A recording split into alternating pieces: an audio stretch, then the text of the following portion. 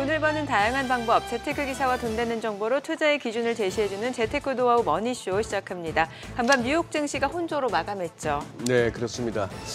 특별한 재료가 없었던 하루였는데요. 장중에는 또 지난 주말 강력한 고용 지표에 강하게 반등하는 모습도 보였습니다만 뒤로 갈수록 조금 이렇게 3월 CPI 발표를 앞두고 눈치 보기 장세의 흐름이 이어졌습니다. 결국 혼조로 마감했는데요. 금리나 기대감이 점점 후퇴하면서 미국 10년물, 2년물 할 것 없이 국채금리가 크게 올랐고 반면에 또 달러 인덱스는 조금 약보합. 지금 시장이 어떤 식으로, 어떤 논리로 움직이는지 사후적인 설명이 조금 쉽지 않은 그런 장세입니다. 어제 우리 증시는 양시장이 엇갈린 모습을 보였는데요. 네, 그렇습니다. 국내 증시 코스피는 저PBR주들이 상승하면서 2700선 방어에 성공했지만 상대적으로 코스닥 낙폭은 확대되는 모습이었습니다. 이제 내일은 총선으로 하루 쉬어가는 만큼 오늘은 또 과연 어떤 흐름을 나타내는지 증시타임에서 확인해 보겠습니다. 최근에 금과 구리, 원유 등 원자재 가격이 크게 오르면서 가격 상승 올림픽을 보고 있다는 것 같다는 얘기가 나오는 정도죠. 네. 예. 그렇습니다. 관련 ETF의 수익률도 고공행진 중이라고 하는데요. 특히 금 가격은 3,000달러까지 높아질 수 있다는 전망이 나오는 상황에서 ETF 투자 전략 어떻게 가자면 좋을지 하우머니에서 자세히 살펴보겠습니다. 네, 지금 보고 계신 머니쇼 유튜브에서도 라이브로 시청 가능하니까요. 많은 시청 부탁드립니다. 그럼 먼저 빠르게 돌아가는 글로벌 증시 상황부터 정리해 볼까요? 도지은 아나운서 소식 전해주시죠. 굿모닝 마켓입니다. 주요 인플레이션 지표 중 하나인 3월 CPI를 기다리면서 시장은 신중한 태도를 보이고 있습니다. 반등 후 관망세가 짙어지는 가운데 시장이 물가지수를 어떻게 해석하는지가 중요해 보입니다. 간밤 3대 지수는 다우는 0.03%, S&P 500은 0.04% 각각 하락했습니다. 반면 나스닥은 0.03% 상승하면서 지수 전체적으로는 보합권에서 오르내리다가 등락이 갈리는 모습이었습니다. 오히려 중소형주 위주의 러셀 2000 지수가 0.54% 오르면서 4대 지수 중에서는 그나마 강세였습니다. 시총 상위주들도 보시면 마이크로소프트는 보합권에서 약보합권에서 마감이 됐고요. 애플도 0.67% 하락했습니다. 엔비디아도 0.99% 하락하는 등 1% 가까이 하락했는데 반도체주들은 섹터 안에서도 혼조세를 보였습니다. 엔비디아는 하락을 했지만 대만의 TSMC는 미국 정부의 보조금 지급 이슈로 1%대 상승했습니다. 구글과 아마존은 투자은행들의 목표가 상향 소식에 초록불 켰습니다. 6위부터 10위도 보시면 메타도 1%대 하락폭 보였고요. 일라이릴리도 0.88% 하락한 반면 주말 사이 로보택시를 8월 8일에 공개하겠다는 소식을 전해온 테슬라는 오랜만에 5%대 가까이 급등이 나와줬습니다. 덕분에 전기차 관련주들도 니콜라를 제외하곤 일제히 랠리 보였습니다. 금리 인하에 대한 기대감이 빠르게 식고 있는 것과는 별개로 한편으로는 급여 증가로 소비 지출이 기업의 성장을 지원할 수 있다는 기대도 높아지고 있다는 지적입니다. 지난주 고용보고서에서도 확인해 본 것처럼 일자리와 임금이 탄탄하게 오르고 있고 총 급여가 인플레이션을 앞지르고 있어서 올해에도 미국인들의 지출이 유지되고 경제가 발전할 수 있을 것이란 전문가들의 분석입니다. 탄탄한 고용과 소비가 뒷받침되어주는 가운데 시장이 2분기에도 힘을 내어주려면 기다리고 있는 CPI나 PPI 등 주요 물가지수들이 추세적으로 하락하고 있는 결과가 나와줘야 합니다. 1월, 2월에 이어서 3월 CPI 수치까지 예상을 상회할 경우 금리 인하 전망은 이대로 하반기로 밀릴 가능성이 큽니다. CPI는 지난 1월과 2월 각각 전년 동기 대비 3.1%와 3.2% 상승하면서 연준이 목표로 하고 있는 2%를 웃돌았었죠. 참고로 전문가 3월 예측 평균은 전월 대비 0.3%, 전년 대비로는 3.5% 증가 수준입니다. 주요 지수 발표 앞두고 국채금리 상승도 시장의 발목을 잡습니다. 10년물 국채 수익률 4.4%대, 2년물도 4.7%대 오르면서 마감했습니다. 10년물은 한 주간 거의 20bp 급등한 수준입니다. 치솟던 유가는 이스라엘과 하마스 휴전 논의가 지속되면서 그나마 하락해줬습니다. WTI 기준으로 배럴당 86달러 선에, 브렌트유도 배럴당 90달러 선에 하락하면서 거래 마쳤습니다. 이번 주부터 시작되는 기업들의 실적도 시장의 관심사죠. 오는 12일 JP모건 체이스, 시티그룹, 웰스파고가 1분기 실적을 발표할 예정입니다. 월가에서는 지난 주말을 기준으로 S&P 500 기업들의 전년 대비 이익 증가율이 5%대를 기록할 것으로 전망하고 있습니다. 연초만 해도 7.2% 정도로 이익 증가율을 기대했는데 그보다는 다소 낮아진 수준입니다. 기업들의 실적에 따라서 개별 종목들의 변동성이 커질 가능성이 있어서 실적도 챙겨보셔야겠습니다. JP모건 체이스 이야기가 나왔으니 제이미 다이먼 JP모건 회장의 코멘트도 살펴보겠습니다.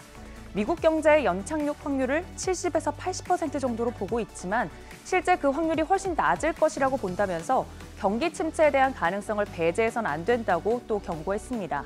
그러면서 추가로 짚어볼 부분이 바로 AI 부분인데요. 인공지능이 사회에 막대한 영향을 미칠 것이라면서 JP모건도 AI 전문가를 대량 고용했고 데이터 센터를 구축했다고 언급했습니다. 시장에 대해선 늘 비관론을 고수하지만 AI에서만큼은 긍정적인 평가를 한 부분이 인상적입니다. 금리 인하 시점과 관련해서 울고 웃는 종목들에 대해서는 피로감이 심해질 수 있겠습니다. 더불어 실적 시즌이 시작되는 만큼 과연 1분기에 이어 2분기에도 이 AI 관련주들의 어닝 서프라이즈가 시장을 끌어올려 줄지 관전 포인트로 삼고 보시면 좋겠습니다. 굿모닝 마켓이었습니다.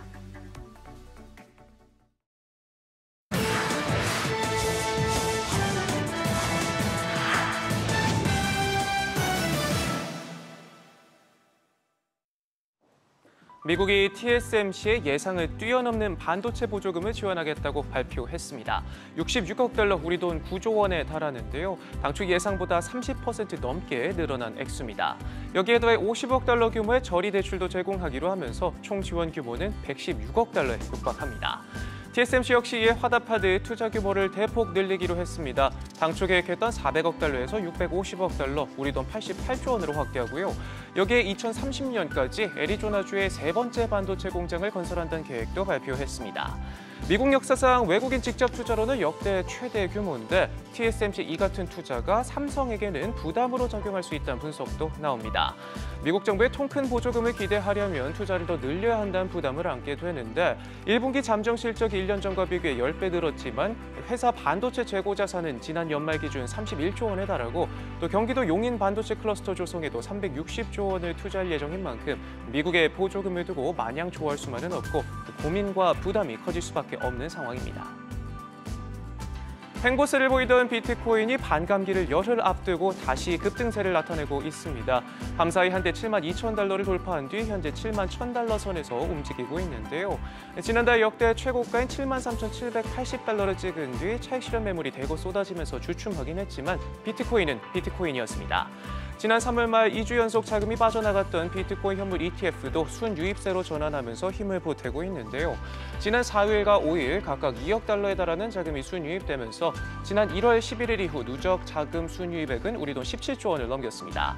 여기에 홍콩 비트코인 현물 ETF도 승인을 기다리고 있는데 부동산과 주식시장 불황으로 표류 중인 중국 자본을 끌어들일 것이란 기대감도 나오고 있습니다.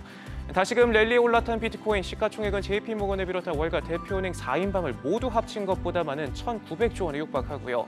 올해 가상자산 시장 전체가 배로 성장할 것이라는 전망도 나옵니다. 블록체인 스타트업 리플의 수장 브래드 갈링하우스의 주장인데요. 갈링하우스는 거시적 추세, ETF와 같은 요인들이 처음으로 그리고 실제로 기관 자금을 끌어내고 있다면서 올해 말 시장이 우리 돈 7천조 원을 넘어서리라는 낙관적인 주장을 내놨습니다. 과거 반감기 이후 6개월 동안 평균 350% 넘게 상승했는데 이번 사이클에서도 그 흐름을 이어갈 수 있을지 주목됩니다. 일론 머스크가 로보택시를 선보이겠다고 밝힌 지 불과 하루 만에 중국 최대 차량 호출 앱 디디 추싱이 맞불을 놨습니다. 이미 중국 정부로부터 승인을 받았고 내년부터 레벨 4 자율주행 차량 양산에 돌입한다고 밝혔는데요. 주목할 만한 점은 디디 추싱이 가지고 있는 플랫폼 파워입니다. 지난해 기준 중국을 포함한 15개국 글로벌 이용자 수는 5억 명을 돌파했고요. 중국 내 주문 건수는 무려 108억 800만 건에 달합니다. 탄탄한 입지를 가지고 있는 만큼 로보택시 프로젝트에서도 탄력을 낼 수 있을 것으로 보이는데요. 중국 GAC와 만든 합작사를 통해 양산에 나설 계획인데 자율주행 무인화 스마트 운영 시스템을 갖추고 여기에 자사 플랫폼의 각종 서비스와도 연계될 예정입니다. 저가 전기차 총공세에 더해서 이제 기술 경쟁에서도 밀리지 않겠다는 의지가 엿보이는데요. 메이드 인 차이나 더 이상 과시할 수준이 아닌 것 같습니다. 일본이 반도체 제국 부활에 사활을 걸고 있는 가운데 반도체 소재업체 시네츠 화학도 반백년 만에 신공장을 짓기로 했습니다. 무려 56년 만에 반도체 소재 공장을 새롭게 짓기로 했는데요. 내후년 완공을 목표로 포토레지스트나 원판 재료 등 반도체 웨이퍼의 회로를 그리는 노광 공장에 사용되는 재료가 만들어질 예정입니다. 포토레지스트, 일본 반도체의 강력한 무기죠. 글로벌 시장의 90% 이상을 일본 기업들이 장악하고 있고 특히 시네츠 화학의 첨단 반도체 관련 점유율은 40%가 넘는데요. 니혼게이자이 신문은 시네츠 화학의 이번 신공장 건설이 과거 반도체 강국 명성을 되찾으려는 일본 정부의 행보에 한층 힘을 실어줄 것으로 평가했습니다. 지금까지 글로벌 비즈였습니다. 어제장 이슈가 있었던 업종 살펴보는 기업 이슈 시간입니다. 주말 사이에 다양한 소식들이 전해지며 어제 우리 시장도 크게 영향을 받았는데요. 어떤 이슈가 나왔는지 확인해 보겠습니다. 불황의 터널에서 벗어난 삼성전자가 반도체 투자에도 속도를 내고 있습니다. 삼성전자는 미국 텍사스주 테일러시에 새로 짓는 반도체 공장에 170억 달러를 기존에 투자할 예정이었었는데요. 이보다 2배가 넘는 440억 달러를 투자할 것이라는 외신 보도가 나왔습니다. 이번 투자 확대는 올해 말 양산을 목표로 짓고 있는 최첨단 파운드리 생산단지를 확장하는 동시에 패키징 라인까지 넣기 위해서 진행한 것으로 알려졌습니다. 모든 투자가 완료되면 삼성전자는 테일러 반도체 단지에서 파운드리부터 최첨단 패키징까지 이어지는 원스톱 서비스가 가능하다고 합니다. 또한 이번 보도는 반도체 보조금 발표를 앞두고 나온 소식이라 더욱 주목받고 있죠. 로이터 통신은 간밤 삼성전자가 투자 규모를 440억 달러로 늘리면서 미국 정부로부터 약 8조 원에서 9조 원 정도의 보조금을 받게 될 것이라고 전했습니다. 어제 대만의 TSMC는 보조금 약 9조 원을 포함해 총 15조 7천억 원에 달하는 자금을 받을 것으로 발표됐는데요. 이르면 다음 주 중으로 삼성전자의 보조금 지원도 발표될 것으로 보이니 이에 예의주시해야겠습니다. 이 소식에 어제 반도체주에 다시 수급이 몰렸는데요. JMB는 미국 테일러시 파운드리 공장에 적용될 기술을 연구 개발 중이라는 소식에 19%대 급등했고요. 또 CNG 하이테크는 유리기판 모멘텀 부각에 6%대 올랐습니다. 이어서 INC와 TF는 각각 5%대, 4%대 뛰었습니다. 오랜만에 자율주행 테마 관련주들이 들썩였습니다. 주말 동안 테슬라의 여러 이슈들이 나왔었는데 일론 머스크 CEO가 오는 8월에 로보택시를 공개하겠다는 계획을 깜짝 발표하면서 관련주들이 주목을 받게 됐죠. 머스크는 이미 2019년부터 로보택시 개발에 대해 언급해 왔었는데요. 이렇게 구체적인 공개 시점을 밝힌 것은 이번이 처음입니다. 다만 구체적인 내용에 대해서 밝히지는 않았지만 과거 머스크의 발언에 따르면 로보택시 프로젝트는 테슬라 전기차가 자체 자율주행 기술을 이용해 택시처럼 요금을 받고 승객을 태우겠다는 것으로 보입니다. 또한 2022년 1분기 실적 발표 당시 2024년부터 로보택시 대량 생산이 가능할 것이라고 언급해 왔었는데요. 과연 2019년부터 지연되고 있는 자율주행 프로젝트가 올해에는 실천이 될지 지켜봐야겠습니다. 모바일 어플라이언스가 16%대 뛰었고 현대오토웨버는 6% 넘게 올랐습니다. 이어서 스마트 레이더 시스템 그리고 라닉스, 캠트로닉스는 4%대 올랐습니다. 자동차주도 실적 발표를 앞두고 좋은 시세를 냈습니다. 대표적인 자동차주인 현대차와 기아가 이번 1분기에 판매 부진을 딛고 호실적을 내놓을 것이라는 기대감 때문이죠. 우선 현대차증권은 현대차의 1분기 영업이익은 약 3조 6천억 원을 기록해 시장 전망치를 1% 웃돌 것으로 내다봤습니다. 기아 역시 올해 1분기 영업이익이 전년 동기 대비로는 하락하지만 시장 전망치보다는 높을 것으로 전망되고 있습니다. 특히 기아는 이번 1분기에도 11% 영업이익률을 달성해 6분기 연속 두 자릿수 영업이익률을 기록할 것으로 관측되고 있죠. 이렇게 판매 부진과 실적 역기조 효과에 대한 부담에도 자동차주들이 올해도 호실적을 내놓을 것으로 예상되는 이유는 우호적인 환율과 하이브리드차 판매 증가 때문인 것으로 풀이됩니다. 이런 이슈에 어제 기아와 현대차를 필두로 자동차주들이 오랜만에 올랐는데요.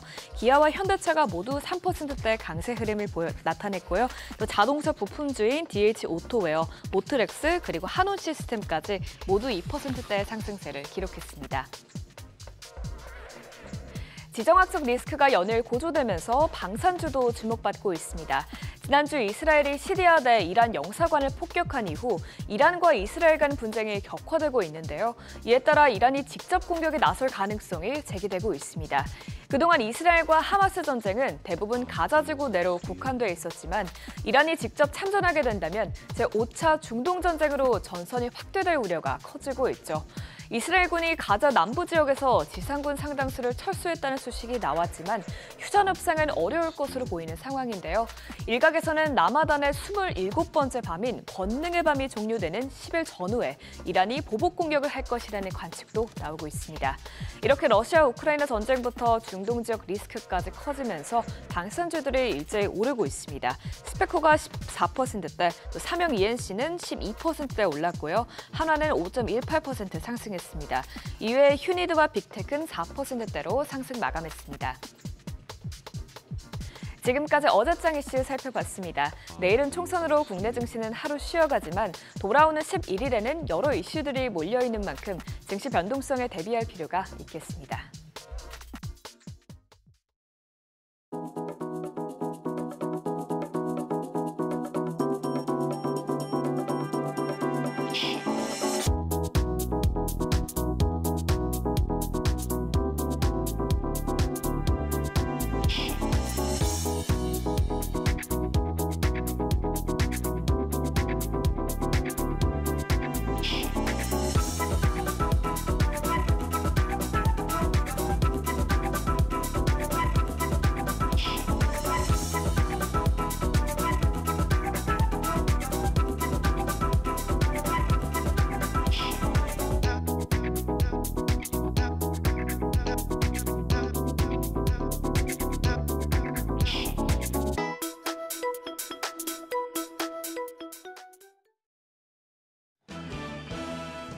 엄중한 매크로 상황 속에 시장이 도통 움직이지 않고 있습니다.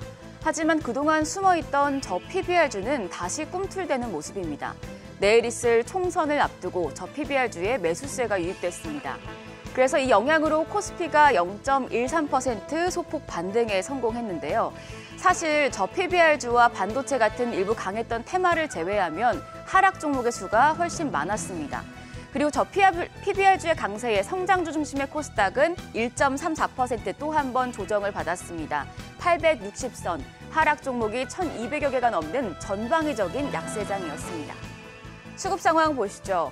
외국인이 반도체 투톱과 저 PBR주의 러브콜을 보내면서 외국인 유가 증권 시장에서 2,060억 원 순매수 기록했습니다. 기관과 개인의 하락에 베팅을 했는데요. 각각 1,127억 원, 927억 원 매도 우위였습니다. 코스닥 시장에서는 양매도가 거칠게 나왔습니다. 외국인이 1,664억 원 매도 우위, 기관이 1,702억 원 매도 포지션 잡았고요. 여기서는 개인만이 홀로 3,480억 원 사들였습니다. 시가총액 상위 종목 마감 상황입니다.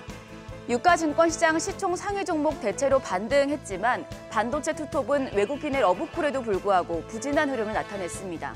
삼성전자가 보합이었고 SK하이닉스 0.88% 약세 기록했습니다. 다만 어젯밤에 미국이 TSMC에 9조 원 규모의 반도체 보조금을 지급하기로 함에 따라서 삼성전자에 대한 보조금 규모에도 기대가 조금 더 커지겠고요. 이 부분 오늘장 주가에 반영될 수 있겠습니다. 한편 현대차와 기아가 나란히 3%대 반등에 성공을 했고요. 셀트리온은 자가 면역질환 치료제인 짐펜트라가 미국 주요 처방약 급여관리회사 처방집에 등재됐다는 소식에 6% 넘는 시세를 나타냈습니다. 코스닥 시장으로 자리를 옮겨보면 헬스케어 테마가 낙폭 과대에 매수세가 유입되는 모습이었죠. HLB는 미국 AACR 암연구학회에서 리보세라닙 등 이상 연구를 발표하자 그룹주 일제히 강세를 나타냈습니다. 7.9% 반등.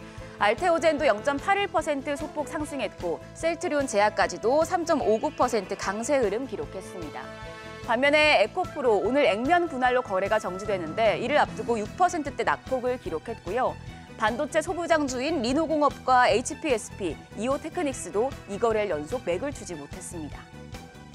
연일 연고점을 경신하는 환율입니다. 어제 생각했던 것보다는 강도가 약했지만 그래도 더 오르면서 1,353원 20전 또 한 번 연고점 기록했습니다. 내일 4년 만에 국회의원 선거가 이뤄집니다.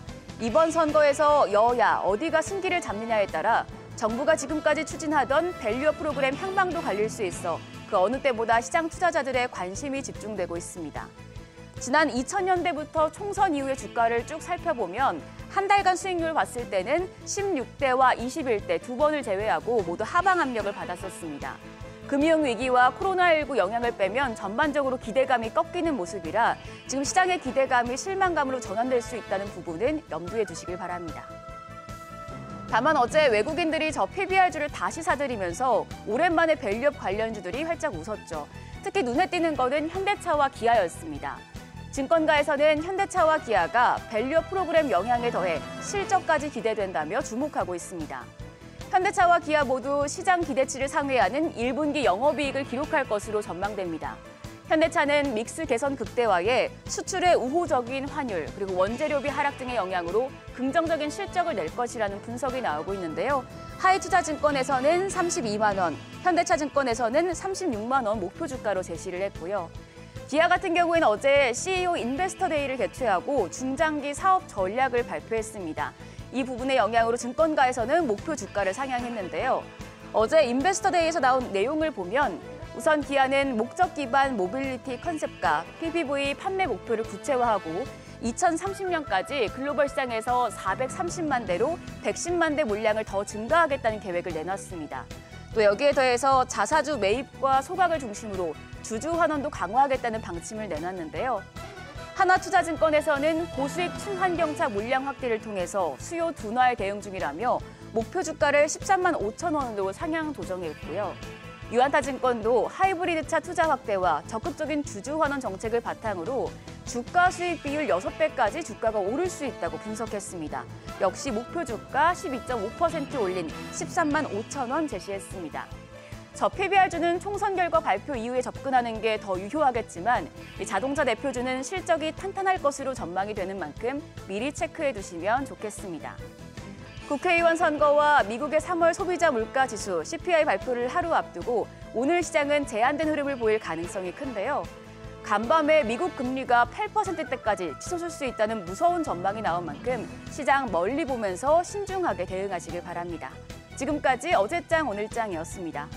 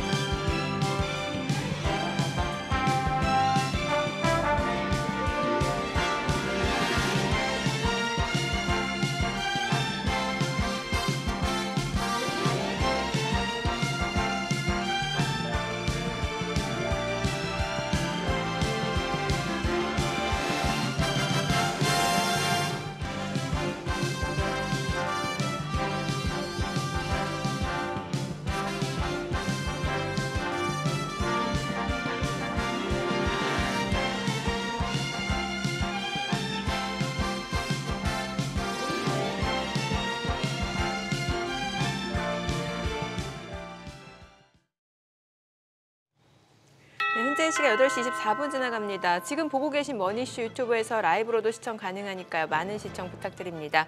그리고 카카오톡 채널에서 크존 검색하셔서 친구 추가하시거나 또 크존 앱 다운로드 받으시면 다양한 주식 정보 확인해 보실 수 있으니까요. 이 부분도 참고해 보시면 될 것 같습니다.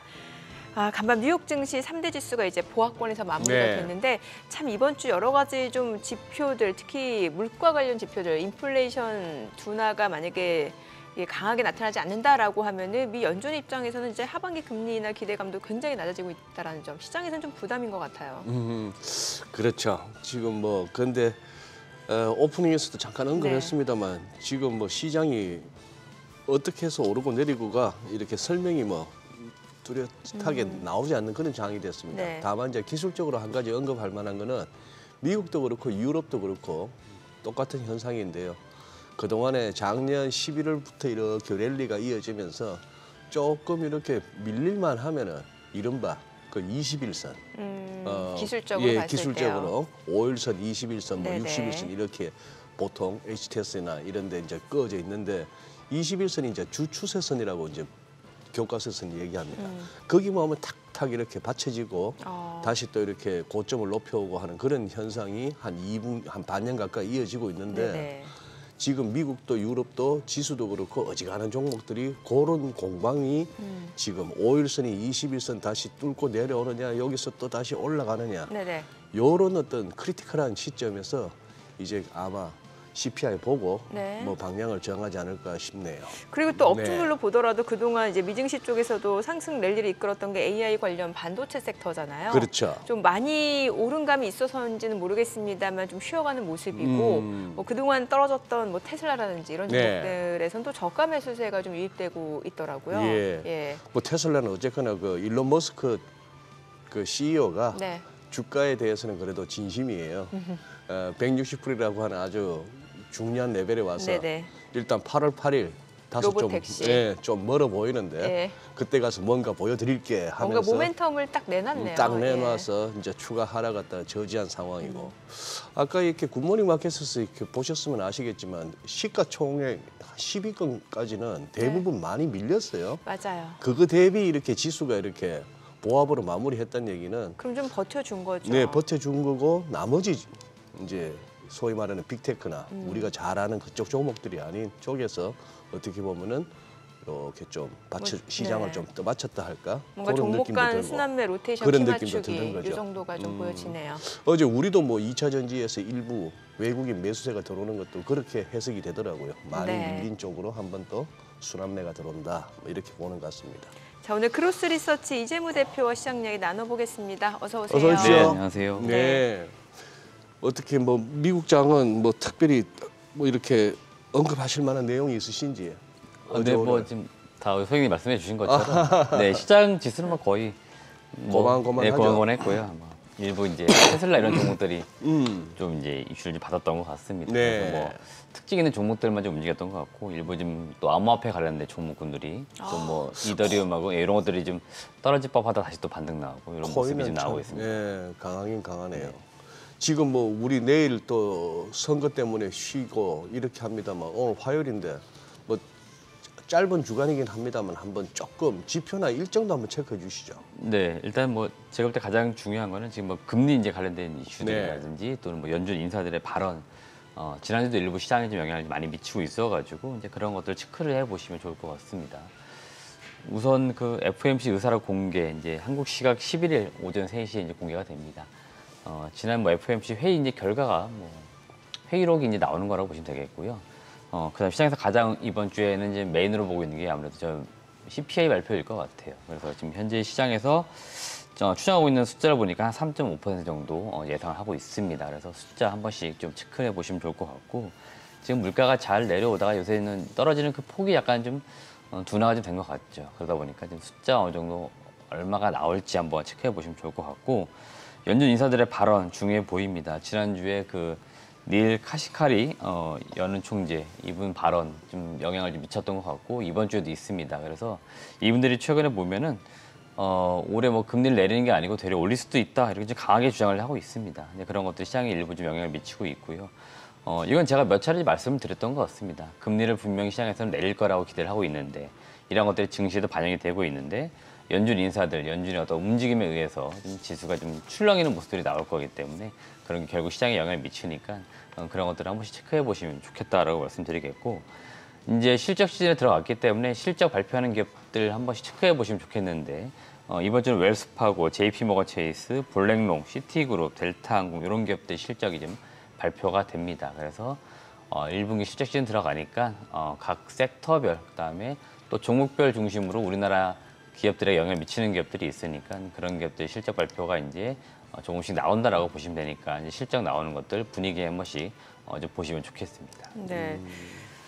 어제 우리 일정 중에 목요일 날 그러면은 내일 모레 바로 그건가요? 옵션 만기일인가요, 우리가? 그렇습니다. 매주 그 둘째 주 목요일이니까요. 매월 둘째 주. 그리고 금요일 날은 우리 FMC 얘기만 할 게 아니라 금통위도 얘기해 줘야 되는데 이게 워낙에 뭐 존재감이 없었어. 아니 미 연준이 뭐 뭘 어떤 움직여야. 스탠스가 있어줘야 이게 우리 하는도 좀 명분이 있을 텐데 뭐 지금 상황에서는 거의 그렇죠. 동결 유력시 되는 거잖아요. 그런 것 같아요. 어떻게 선제적으로 인하를 하겠습니까? 뭐 먼저 움직일 수 있는데요. 워낙에 관심도가 사실 없죠. 그래서 저도 사실 먼저 이번 움직이기 주 쉽지 않죠. 네. 그 일정에 좀 중요하게 넣을까 하다가 제가 뺐거든요. 예. 그래가지고 예. 그냥 뭐 대체로 아시겠죠? 동결일 거고요. 예, 계속 미국 이제 분위기 보겠죠. 미국 분위기 본다. 네네네. 어제 시장 보니까 좀 분위기가 약간 바뀌는 게 어제 뭐 현대차, 기아 이런 종목들 이른바 저PBR 관련주라고 하잖아요. 네네. 외국인들이 많이 사들이면서 그래도 시장을 좀 버텨주는 역할을 했던 것 같고 코스닥 같은 경우는 오히려 낙폭이 좀 확대가 됐어요. 이 가운데 또 개인 투자자들은 또 저가 매수에 나서는 분위기였고요. 네, 맞습니다. 일단 제가 지금 시장을 좀 바라보는 관점에서 아직까지 외국인들이 그렇게 우리나라 증시를 무언가 매도를 해서 나간다든지 그런 분위기는 아닌 것 같아요. 그래서 종목 섹터에 좀 변화가 있긴 해도 지금 그 전체 시장 안에서는 계속적으로 우리나라 증시를 사는 분위기인 것 같고요. 제가 4월 들어 좀 재미있게 본 게 4월 2일입니다. 지난주 화요일인데요. 네네. 그때도 좀 기억을 하실지 모르겠지만 그날 외국인이 코스피에서 1조 원을 넘게 샀습니다. 근데 사실 시장을 샀다라고 했지만 삼성전자 그때 순매수를 봤더니 1조 원이에요.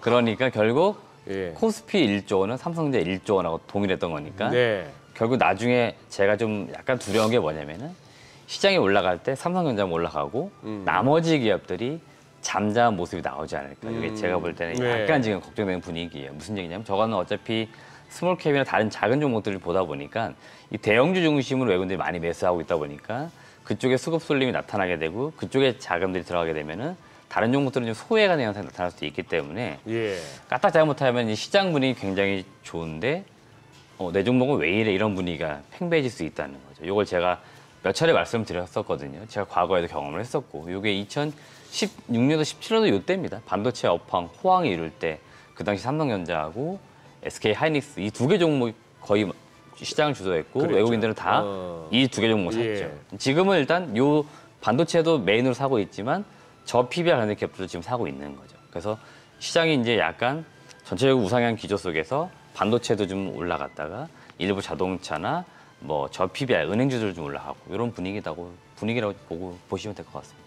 근데 삼성전자, SK 하이닉스 말고 그 주변주라 해야 될까요? 무슨 뭐 장비나 이런 쪽. 네네. 그쪽은 어땠나요? 흐름이. 그나마 좀 괜찮았던 거는 최근에 뭐 한미 반도체 이런 지금 가는 종목들이 더 가는 거죠. 여기 지금 종목들이. 밸류에이션으로 사실 계산도 안 되고 있고 이미 뭐 증권가 평균 목표 주가도 훨씬 넘어 있거든요.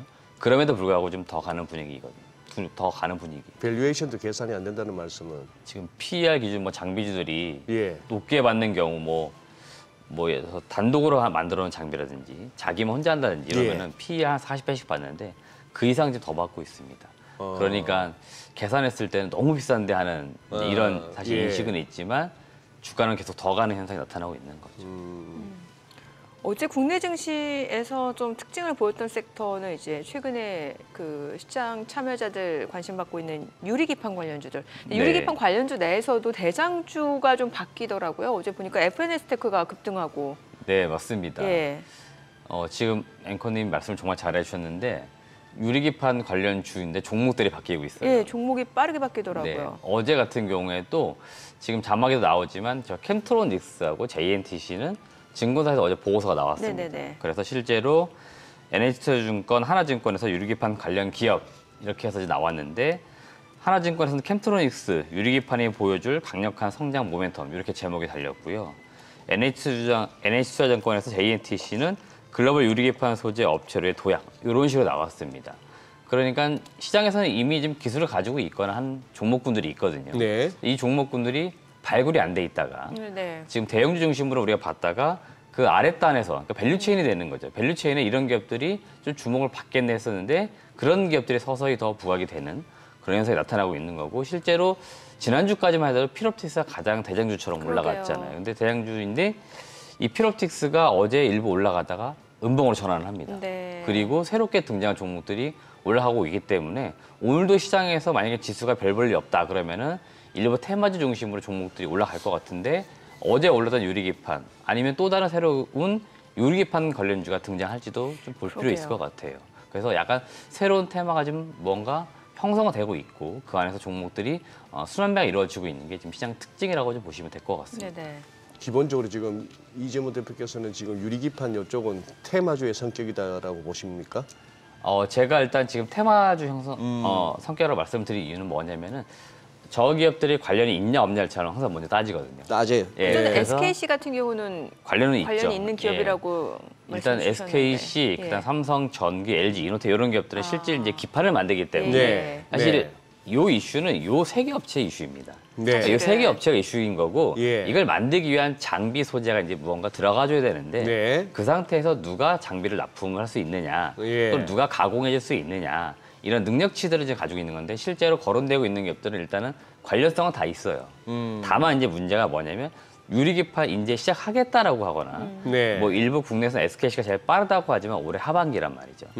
그렇기 때문에 연관이 없는, 그러니까 아직까지 뭔가 실적이 나오지 않는 상태에서 올라갔기 때문에 테마의 성격이 좀 더 강한 거죠. 결국은 뭐냐면 기대치만큼 올라 있는 상태에서 실적이 얼마나 따라올 수 있느냐 이걸 봐야 되는 겁니다. 예, 지금은 그런 단계라고 보시면 될 것 같아요. 뭐 이렇게 시장은 고만고만하고 별 재미없는데 저런 게 막 날아가고 20% 이상 어떨 때는 뭐 상한가도 쳤다가 뭐 이러면은 눈이 안 갈 수가 없잖아요. 또 네, 맞습니다. 투자하시는 분들 입장에서.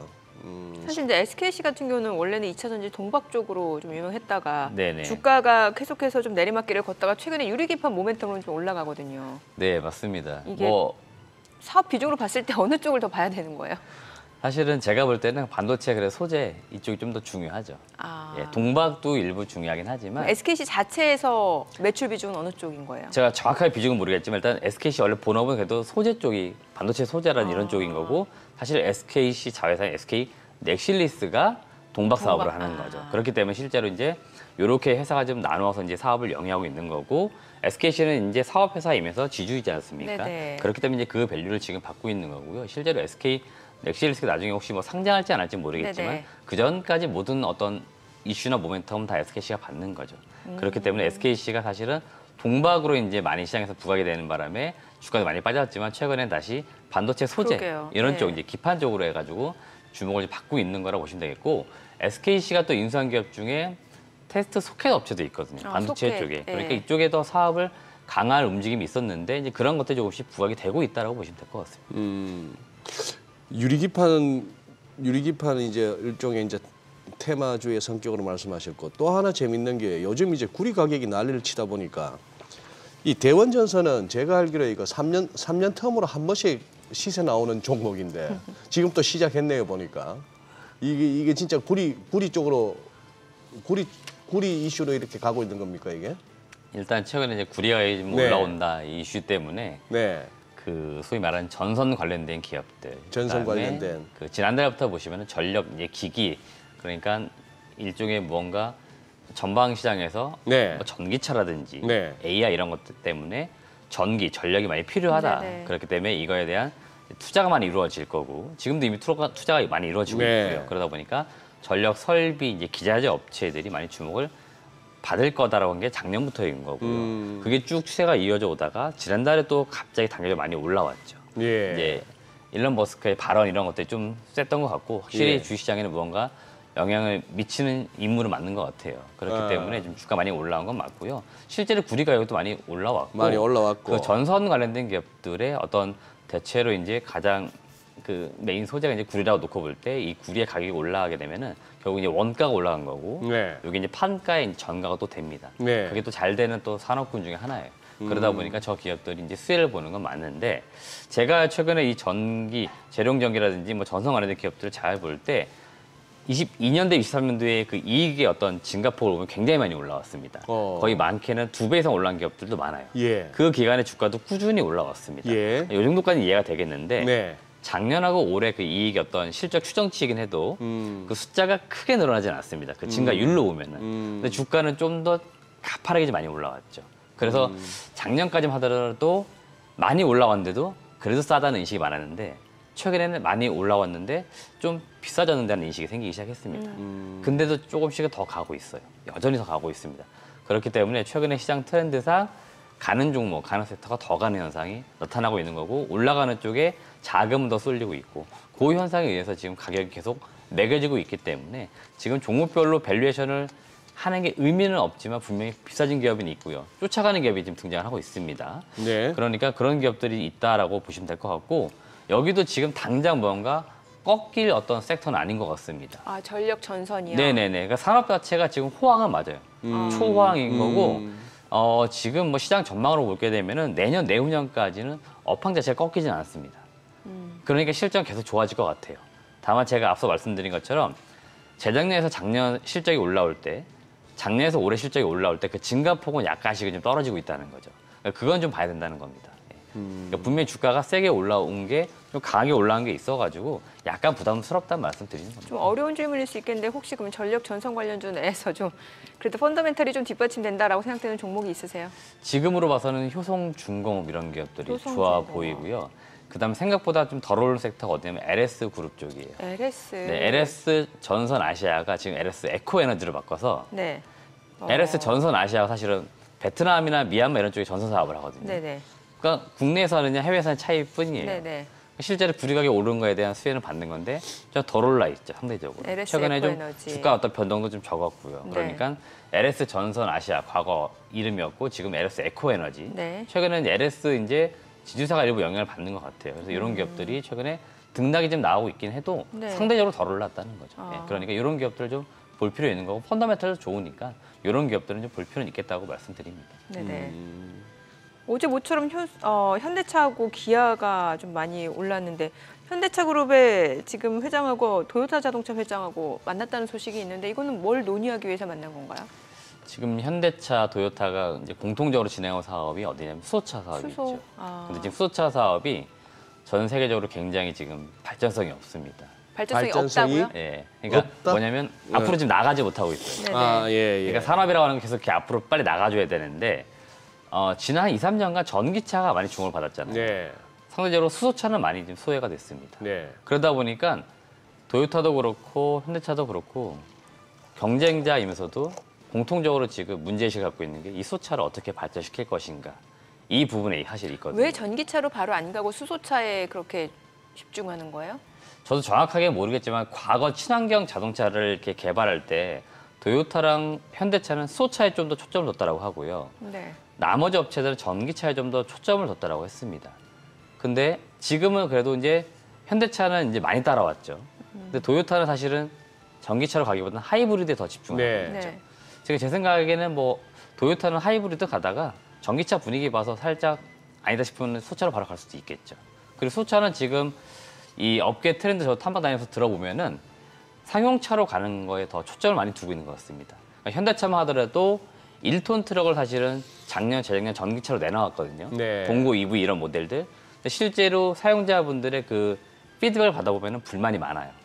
왜냐하면 이분들은 보통 1톤 트럭이다 보니까 빠르게 충전을 하고 실시간 이동을 해줘야 되는데 좀 장거리 주행을 해야 되죠. 네네. 네. 전기차는 이게 충전 한번 해놓으면 오래 걸리지 않습니까? 예. 네네. 그러니까 뭐 주문 들어오고 이동해줘야 되는데 바로바로 못 가는 겁니다. 그래서 1톤 트럭 이상부터는 현대차도 수소차 개발을 할 거다. 그러니까 방향을 다시 바꾼 겁니다. 그래서 1톤 이상부터는 다 상용차는 수소차, 그 이하의 어떤 승용차 이런 것들은 다 전기차로 가는 거고요. 이렇게 가져야 되는데 지금 현대가 바라볼 때도 도요타가 바라볼 때도 수소차가 지금 잘 뭔가 안 되고 있는 것 같습니다. 그렇기 때문에 이거에 대해서 무언가 논의하지 않았을까라고 지금 시장에서 추측하는 겁니다. 실제로 회사에서는 만났다는 얘기만 해주지 무슨 얘기했다고는 아직 공개를 하고 있지 않거든요. 그렇기 때문에 시장에서는 이쪽에 대해서는 그냥 추측을 하고 있다라고 보시면 될 것 같습니다. 수소차도 그럼 충전할 때는 주유소처럼 그 수소 충전소 가서 그렇게 충전할 수 있는 거예요, 바로바로? 네, 맞습니다. 저도 주유소 이렇게 또 휴게소 다니다 보면은 네네. 항상 어느 휴게소에 수소 충전소 있나 보거든요. 실제 수소차 같은 경우는요, 충전할 때 시간이 오래 걸리지 않습니다. 한 5분 정도니까 실제로 우리가 주유하듯이. 주유소에 주유할 때 시간하고 사실은 비슷해요. 네. 그러니까 그런 장점이 있는데 인식이 이제 좀 우리가 어떻게 돼 있냐면 항상 수소차는 수소폭탄, 그러니까 약간 뭔가 위험하다. 그래서 네, 실제로 네. 이게 충전소 설치를 하려고 해도 그 지역 주민들의 반대가 좀 많죠. 그런 것들이 좀 있다 보니까 아무래도 좀 발전이 좀 더딘 것 같습니다. 사실 저 양재동 현대차 사옥에 그 수소차 이렇게 프레임하고 그런 거 벌써 전시된 게 얼마입니까? 꽤 오래됐고 수소 쪽은 현대차가 굉장히 선도한다 싶었는데 사실 뭐 넥소 이후 넥소 말고는 딱히 모델도 없었고 맞습니다. 결국은 이게 자동차보다는 전반적인 좀 더 큰 뭐 선박이라든지 좀 가더라도 트럭 쪽이라든지 이런 쪽으로 이제 가닥은 잡히는데 하기야 본고도 전기차 본고 트럭 많이 팔렸더만요. 많이 팔렸는데 이 대표님 말씀 맞다나 그 이제 사용함에 있어서 여전히 이제 불편함은 있고. 네, 맞습니다. 그게 소위 요즘 말하는 전기차 캐즘 아닙니까? 네, 그렇죠. 초기 수요는 확 이렇게 한번 반짝했는데 요게 이제 일반화되기까지의 잠시 또 주춤하는 그 네. 과정. 그래요. 근데 이제 어쨌거나 조금 어제 주가 측면에서는 기아하고 현대차가 어쨌거나 양봉이 나오면서 조금 이제 희망을 보였고 그런 비슷한 흐름이 또 바이오 쪽에서도 살짝 보였는데 어떻게 보셨어요? 어제 일단 좀 주목받은 게 셀트리온. 네네. 셀트리온 좀 좋은 이슈들이 들려오고 있습니다. 좋은 이슈다. 우리로 치면 이제 보험 이제 급여 같은 거죠. 이제 급여를 받을 수 있는 사보험 예. 라인일 겁니다. 예. 지금 뉴스로 보시면은 일단 좀 뭐 메인 뭐 그 사보험 쪽 하나를 잡은 것 같고요. 그 다음에 이제 일부 좀 중소 업체들하고 몇 개 더 계약이 있다라고 하고 있기 때문에 점유율이 좀 늘어갈 것 같고, 그러니까 결국 보험이 좀 돼야 일반 소비자들이 그 약을 구매해서 네, 사용할 네. 수 있는 거니까 이제 그런 측면에서 셀트리온 상당히 좀 어제 좀 주가가 좋았던 것 같고요. 개인적으로 셀트리온은 워낙에 요새 다른 섹터 종목들이 많이 올라 있다 보니까 예전에 셀트리온 하면은 가장 고평가된 종목으로 많이 평가됐는데 지금 셀트리온은 실적도 굉장히 안정적인 거고요.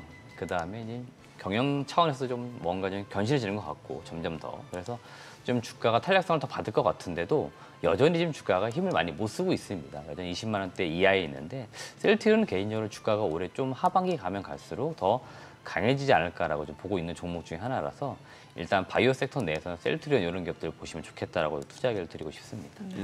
에코프로가 5분의 1 액면 분할하게 되죠. 이제 그래서 오늘부터 이제 거래 정지인데 이게 액면 분할하면은 그 한 주당 단가가 좀 싸게 보여지다 보니까 조금 더 접근성이 높아진다라는 측면도 있는 것 같고. 네, 맞습니다. 어떻게 봐야 될까요? 사실 그저 액면 분할 때문에 뭐 주가가 이제 오를까 또는 떨어질까 사실은 아무런 이슈도 아닌 거죠. 가치의 변화가 그렇죠. 전혀 사실 없는 겁니다. 예. 이게 지금 보니까 액면가 500원 주식을 한 주였던 거를 지금 액면가 100원짜리에서 주식 5주로 나누는 거죠. 결국 평가 금액은 사실 똑같아지는 겁니다. 네. 그러니까 사실은 가치에는 전혀 변화가 없는 건데요. 유통 주식수가 늘어나고 우리 일반 투자자들 입장에서 볼 때는 한 주에 뭐 100만 원, 200만 원 하는 주식이 갑자기 어느 날 뭐 10,000원, 5만 원 이렇게 해버리면은 가격이 좀 싸 보이죠. 그러니까 상대적으로 가격이 숫자가 낮아져 보이니까 매수에 대한 수요가 늘어날 수 있다는 거죠. 이게 이제 개인분들의 어떤 접근성을 높인다 이런 장점이 있는 건데 일단 그럼으로 인해서 매수 수급이 좀 증가해서 좀 가격이 올라간다. 그럼 다행인 건데 일단 제가 말씀드리지만 과거에도 그랬지만 저 액면 분할이 꼭 주가를 올릴 만한 요인은 분명히 아니라는 겁니다. 아주 가까운 예로 삼성전자 예를 들어두고 싶은데 삼성전자가 2018년도 액면 분할하기 전에 가격이 대략 250만 원대였는데 네. 이게 50대 1로 액면 분할하죠. 실제로 한 주당 한 5만 원이 돼버립니다. 그럼 주가가 올라갔느냐? 되려 주가는 2년 동안 더 떨어졌다는 거죠. 그래서 이 5만 원대 주식이 3만 원대까지 떨어집니다. 그리고 다시 주가가 올라간 게 언제냐면은 결국 반도체 업황 호황일 때 올라갔습니다. 그렇기 때문에 결국 뭐냐면은 이 기업들은 이 액면 분할 또는 뭐 무상증자 이런 걸로 인해 가지고 주가가 올라가야 되는 게 아닌 거고요. 사업, 본업이 이제 잘 되면은 그 가치가 올라가면서 가격도 자연스럽게 올라간다는 겁니다. 그렇기 때문에 과거 이제 삼성전자 사례를 놓고 볼 때 지금 제가 보는 관점에서는 에코프로는 지금 어떤 업황이라든지 시장 상황을 봤을 때 주가가 올라갈 요인은 아닌 것 같고요.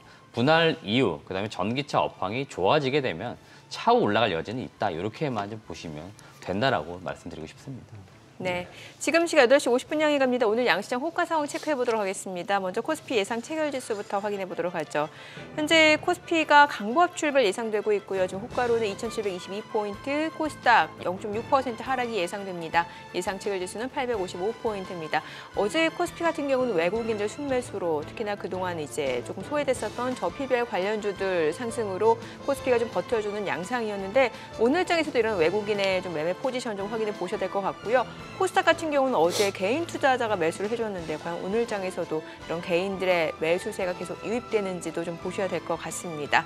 시가총액 상위 종목 예상 체결가 보겠습니다. 삼성전자가 지금 보합권 예상됩니다. 지금 호가 84,500원, SK하이닉스가 0.6% 하락 예상됩니다. 예상 체결가 18만 원이고요. LG에너지솔루션이 0.67% 내림세 예상됩니다. 호가는 37만 1,000원. 삼성바이오로직스가 0.3% 상승 예상되고요. 예상 체결가는 81만 8천 원이죠. 삼성전자 우선주 보합 예상되고요. 현대차, 기아 오늘도 좀 호가 분위기 괜찮네요. 현대차가 1.5% 상승 예상되고요. 기아는 아직까지 호가에선 뚜렷한 움직임 나타나지 않고 있고 셀트리온은 강보합권 예상됩니다. 포스코홀딩스가 보합 예상되고요. 네이버가 0.5% 하락 예상되고 호가는 18만 8,900원으로 집계가 됩니다. 자, 오늘 일부 금융주들 화장품 섹터 호가가 굉장히 좋은데 일단 금융주들부터 좀 체크를 해보도록 하겠습니다. 지금 금융주 내에서는 KB금융이 2.4% 강세가 예상되고요. 하나금융지주도 1% 상승 예상됩니다. 키움증권도 1.3% 예상되고요. 보험주들도 지금 호가 흐름이 좋습니다. 어제 장에서도 일부 보험주들 강세 보여줬었는데요. 오늘 동양생명 지금 2% 강세 예상되고요. 삼성화재도 2.9% 상승 예상되면서 호가로는 삼성화재가 31만 7천 원으로 집계가 되고 있습니다. 오늘 보험주들 강세 좀 예상되고 있는 상황이고 화장품 쪽도 오늘 호가 흐름 좋습니다.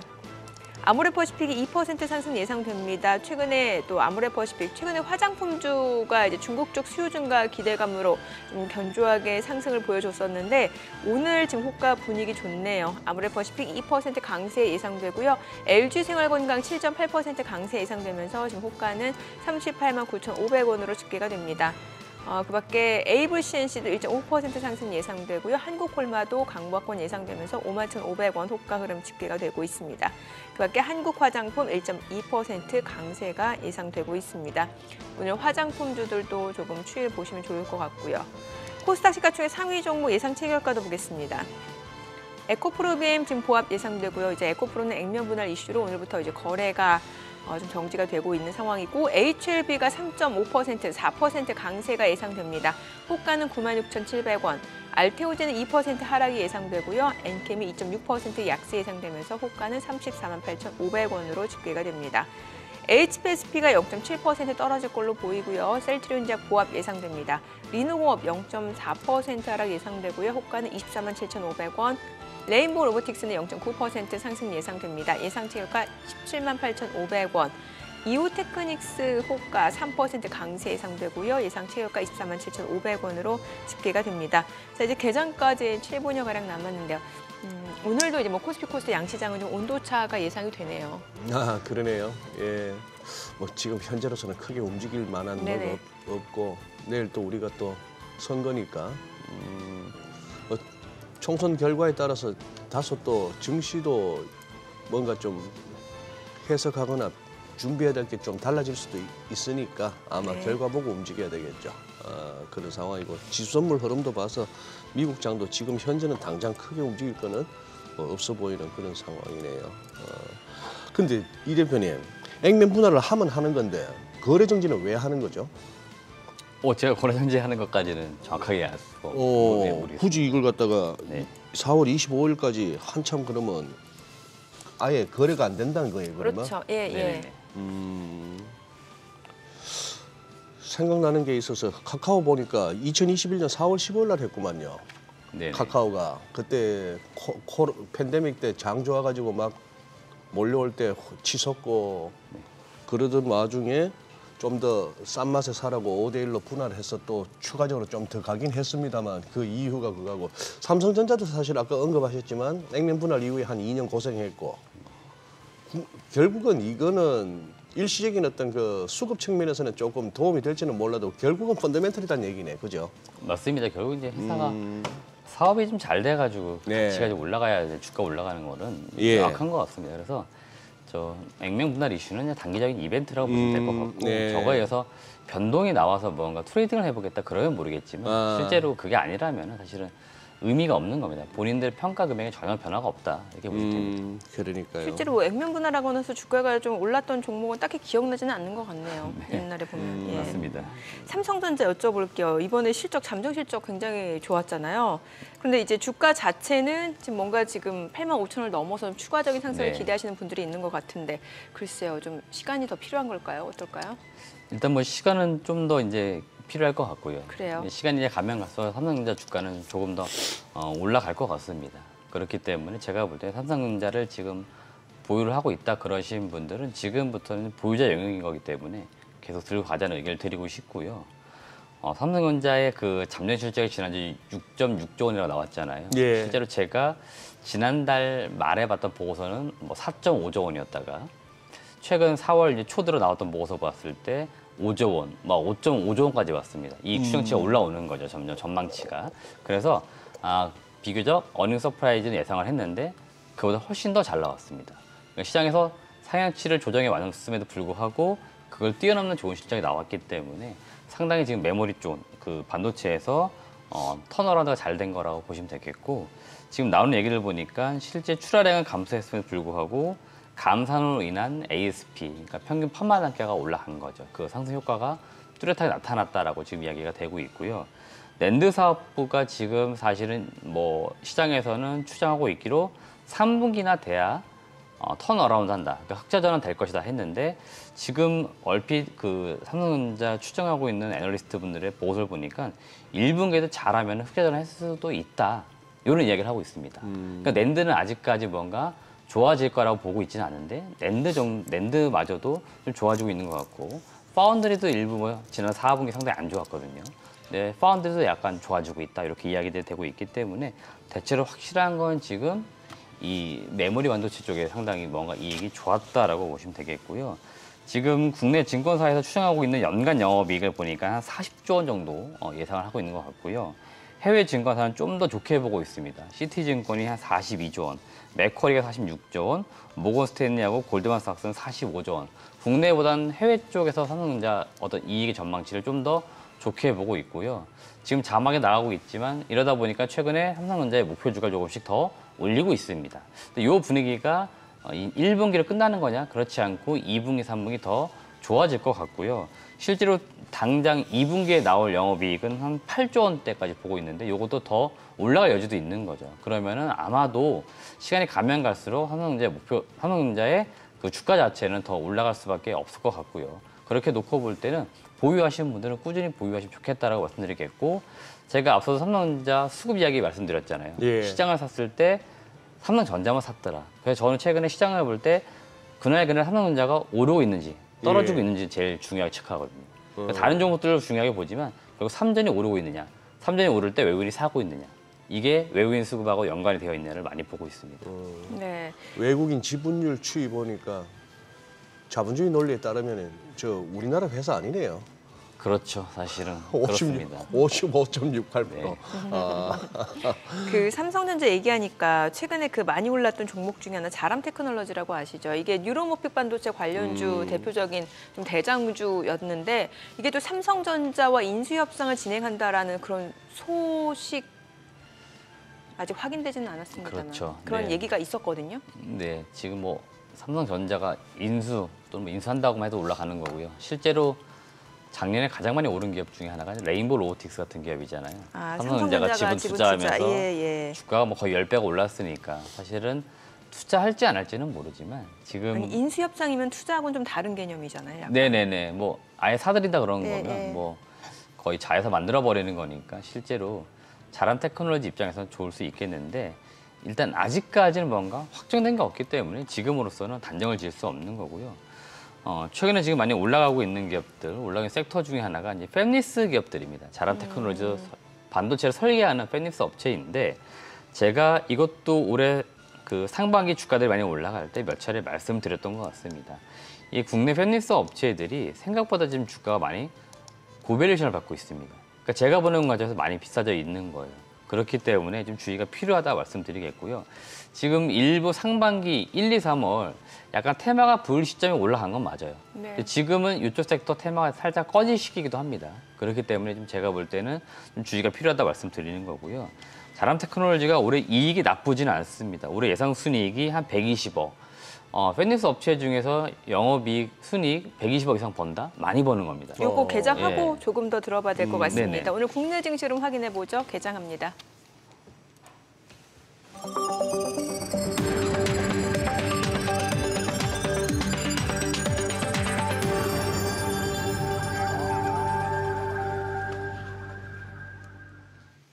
네, 4월 9일 화요일 국내 증시 개장했습니다. 간밤 뉴욕 증시 3대 지수가 보합권에서 마무리가 되고 혼조세의 흐름을 나타냈습니다. 전반적으로 그동안 시장 상승을 이끌었던 반도체 관련주들, 경계성 매물들 출회가 되면서 숨고르는 양상이었고 그동안 주가가 낙폭이 과했던 테슬라 같은 경우는 4%대 탄력적인 반등을 보여줬습니다. 일단 전반적으로 이번 주 CPI 그리고 3월 PPI 그러니까 물가 지표를 좀 확인하고 가겠다는 심리도 있는 것 같습니다. 인플레이션 둔화가 나타나는지 여부가 좀 중요할 것 같은데 오늘 양시장 출발 지수부터 확인해 보겠습니다. 코스피는 0.57% 올라갑니다. 호가와 또 분위기가 시장이 다르네요. 지금 0.68% 보여줍니다. 상승 보여줍니다. 2,736포인트, 코스닥도 0.5% 올라갑니다. 865포인트입니다. 양시장 지금 상승 출발이고요. 시가총액 상위 종목 시초가 보겠습니다. 삼성전자가 지금 강보합권으로 84,700원, SK하이닉스 0.6% 올라갑니다. 182,300원이고요. LG에너지솔루션이 1.3% 상승합니다. 378,000원. 삼성바이오로직스가 소폭 올라갑니다. 817,000원이고요. 삼성전자 우선주는 소폭 떨어집니다. 68,900원. 현대차가 0.8% 올라가네요. 234,500원이고 기아가 1.2% 상승합니다. 109,900원. 셀트리온 0.7% 올라갑니다. 195,500원이고요. 포스코홀딩스도 0.37% 상승하면서 406,000원에 거래되고 있습니다. 네이버가 0.68% 하락합니다. 188,600원에 거래되고 있습니다. 코스닥 시가총액 상위 종목 시초가도 보도록 하겠습니다. 에코프로비엠 오늘 1.6% 지금 상승 보여줍니다. 2거래 연속 상승세고요. 245,000원. 그리고 에코프로는 이제 오늘부터 거래 정지, 액면 분할 이슈가 있죠. HLB는 4.5% 상승합니다. 97,100원이고요. 알테오제는 강보합으로 162,600원. 엔캠은 2.5% 떨어집니다. 349,000원이고요. HPSP가 소폭 올라갑니다. 45,800원, 셀트리온작 1.7% 상승 중이네요. 99,700원, 리노공업도 1.2% 올라갑니다. 253,000원이고요. 레인보우 로보틱스가 1.3% 상승하고요. 이오테크닉스가 5.8% 강세 254,000원에 거래되고 있습니다. 오늘 시장에서 견조하게 상승을 보여주는 섹터라든지 종목들 좀 확인을 해보도록 하겠습니다. 오늘 보게 되면 역시나 또 전선, 전력 관련주들 흐름 좋습니다. 대원전선이 지금 15% 급등합니다. 2,580원이고요. 대한전선도 2.4% 강세, 가온전선도 지금 15% 가까이 급등합니다. 39,300원, 일진전기도 2.8% 상승 24,000원이고요. 재룡전기도 5% 강세입니다. LS도 3.7% 상승하면서 115,700원에 거래되고 있습니다. LS 에코에너지도 1.5% 상승 중이네요. 18,300원에 거래되고 있는 상황이고요. 오늘도 역시 전선, 전력 관련주들 강세를 보여주고 있는 상황이고 그 밖에는 글쎄요 뭐가 있을까요? 오늘 가상화폐, 두나무 관련주들, 비트코인이 다시 원화 기준으로 1억 원을 돌파하고 있는 상황이죠. 미국 뉴욕 증시에서도 이제 비트코인을 많이 보유한 마이크로 스트래티지가 많이 올라갔고 오늘 국내 증시 쪽에서도 관련 종목들의 강세가 이어지고 있습니다. 우리기술투자가 4% 강세 8,550원, 위지트도 4% 올라가고요. 갤럭시아 머니터리도 3.5% 상승하면서 7,560원이죠. 네오비즈 홀딩스, 위메이드, 다날 각각 2%에서 1% 상승 보여주고 있고요. 지금 보게 되면은 우리기술투자 같은 경우 두나무 쪽에 지분을 갖고 있는 상황이고 이런 종목들이 강세를 보여주고 있고 STO 관련주들도 올라갑니다. 헥토 파이낸셜이 5% 강세입니다. 18,550원. 그리고 갤럭시아 SM도 3% 강세입니다. 2,380원. 한국정보인증도 1.5% 올라갑니다. 핑거가 0.58% 상승 보여주네요. 자, 오늘은 가상화폐라든지 STO 관련주도 올라가고 전력, 전송 관련주들 상승 보여주고 있는 상황이고요. 그리고 앞서 보셨다시피 이제 손해보험 관련주들 강세죠. 롯데손해보험, 삼성화재, DB손해보험 각각 4%, 2% 상승 보여줍니다. 사실 보험주 같은 경우는 전통적으로 금리 인상이 예상될 때 좀 많이 올라가는 측면이 있는데 글쎄 어제도 그렇고 오늘도 그렇고 지금 보험 관련주들이 좀 상승을 보여주고 있는 상황이네요. 뭐 자동차 대표주들 오늘도 흐름 좋습니다. 앞서 보셨다시피 현대, 기아 지금 상승폭 조금 더 늘려가고 있고 특히나 기아 주가가 조금 더 탄력적이죠. 3% 넘게 올라갑니다. 11만 1,800원. 현대 모비스도 1.8% 상승 중이고요. 현대 위아도 1.4% 올라갑니다. 자동차 관련주들 흐름 좋습니다. 지금 시각 9시 4분 지나갑니다. 수급 상황 체크해 보도록 하겠습니다. 오늘 유가증권 시장에서는 지금 외국인과 기관사입니다. 각각 59억 원, 248억 원 순매수고요. 개인은 297억 원 매도 우입니다. 코스닥에서는 개인 투자자가 순매수 보여줍니다. 277억 원 순매수, 외국인과 기관은 각각 234억 원, 26억 원 매도 우입니다. 오늘 선물 시장에서 외국인이 좀 많이 삽니다. 1,567개약 외국인 지금 순매수 보여줍니다. 지금 시각 9시 5분 지나갑니다. 환율 좀 체크해 보도록 하겠습니다. 오늘 외환시장 개장 상황입니다. 지금 현재 달러 원 환율은 20전 하락한 1,353원에 개장이 됐습니다. 오늘 그래도 시장이 좀 다행히 반등을 보여주는데 이 반등폭 유지가 되거나 조금 더 확대가 되면 좋겠다라는 생각은 드네요. 아까 우리 제일 먼저 다뤘던 유리기판 쪽은 어떤가요? 유리기판이요? 네. 예를 들면 뭐 FNS테크 오늘 6% 떨어집니다. 예, 그러니까 이게 최근에 보게 되면 이제 좀 단기 트레이딩 관점으로 접근하신 분들이 워낙 많다 보니까 네. 그래요. 종목 순환매가 좀 빠르게 나타나요. 예. 그 좀- 가운데 전력하고 전선 관련주들은 오늘 흐름 좋아요. 최근에 계속 좋았거든요. 저쪽은 대충 이제 먹고 나올 때가 됐나 보구나. 유리기판은.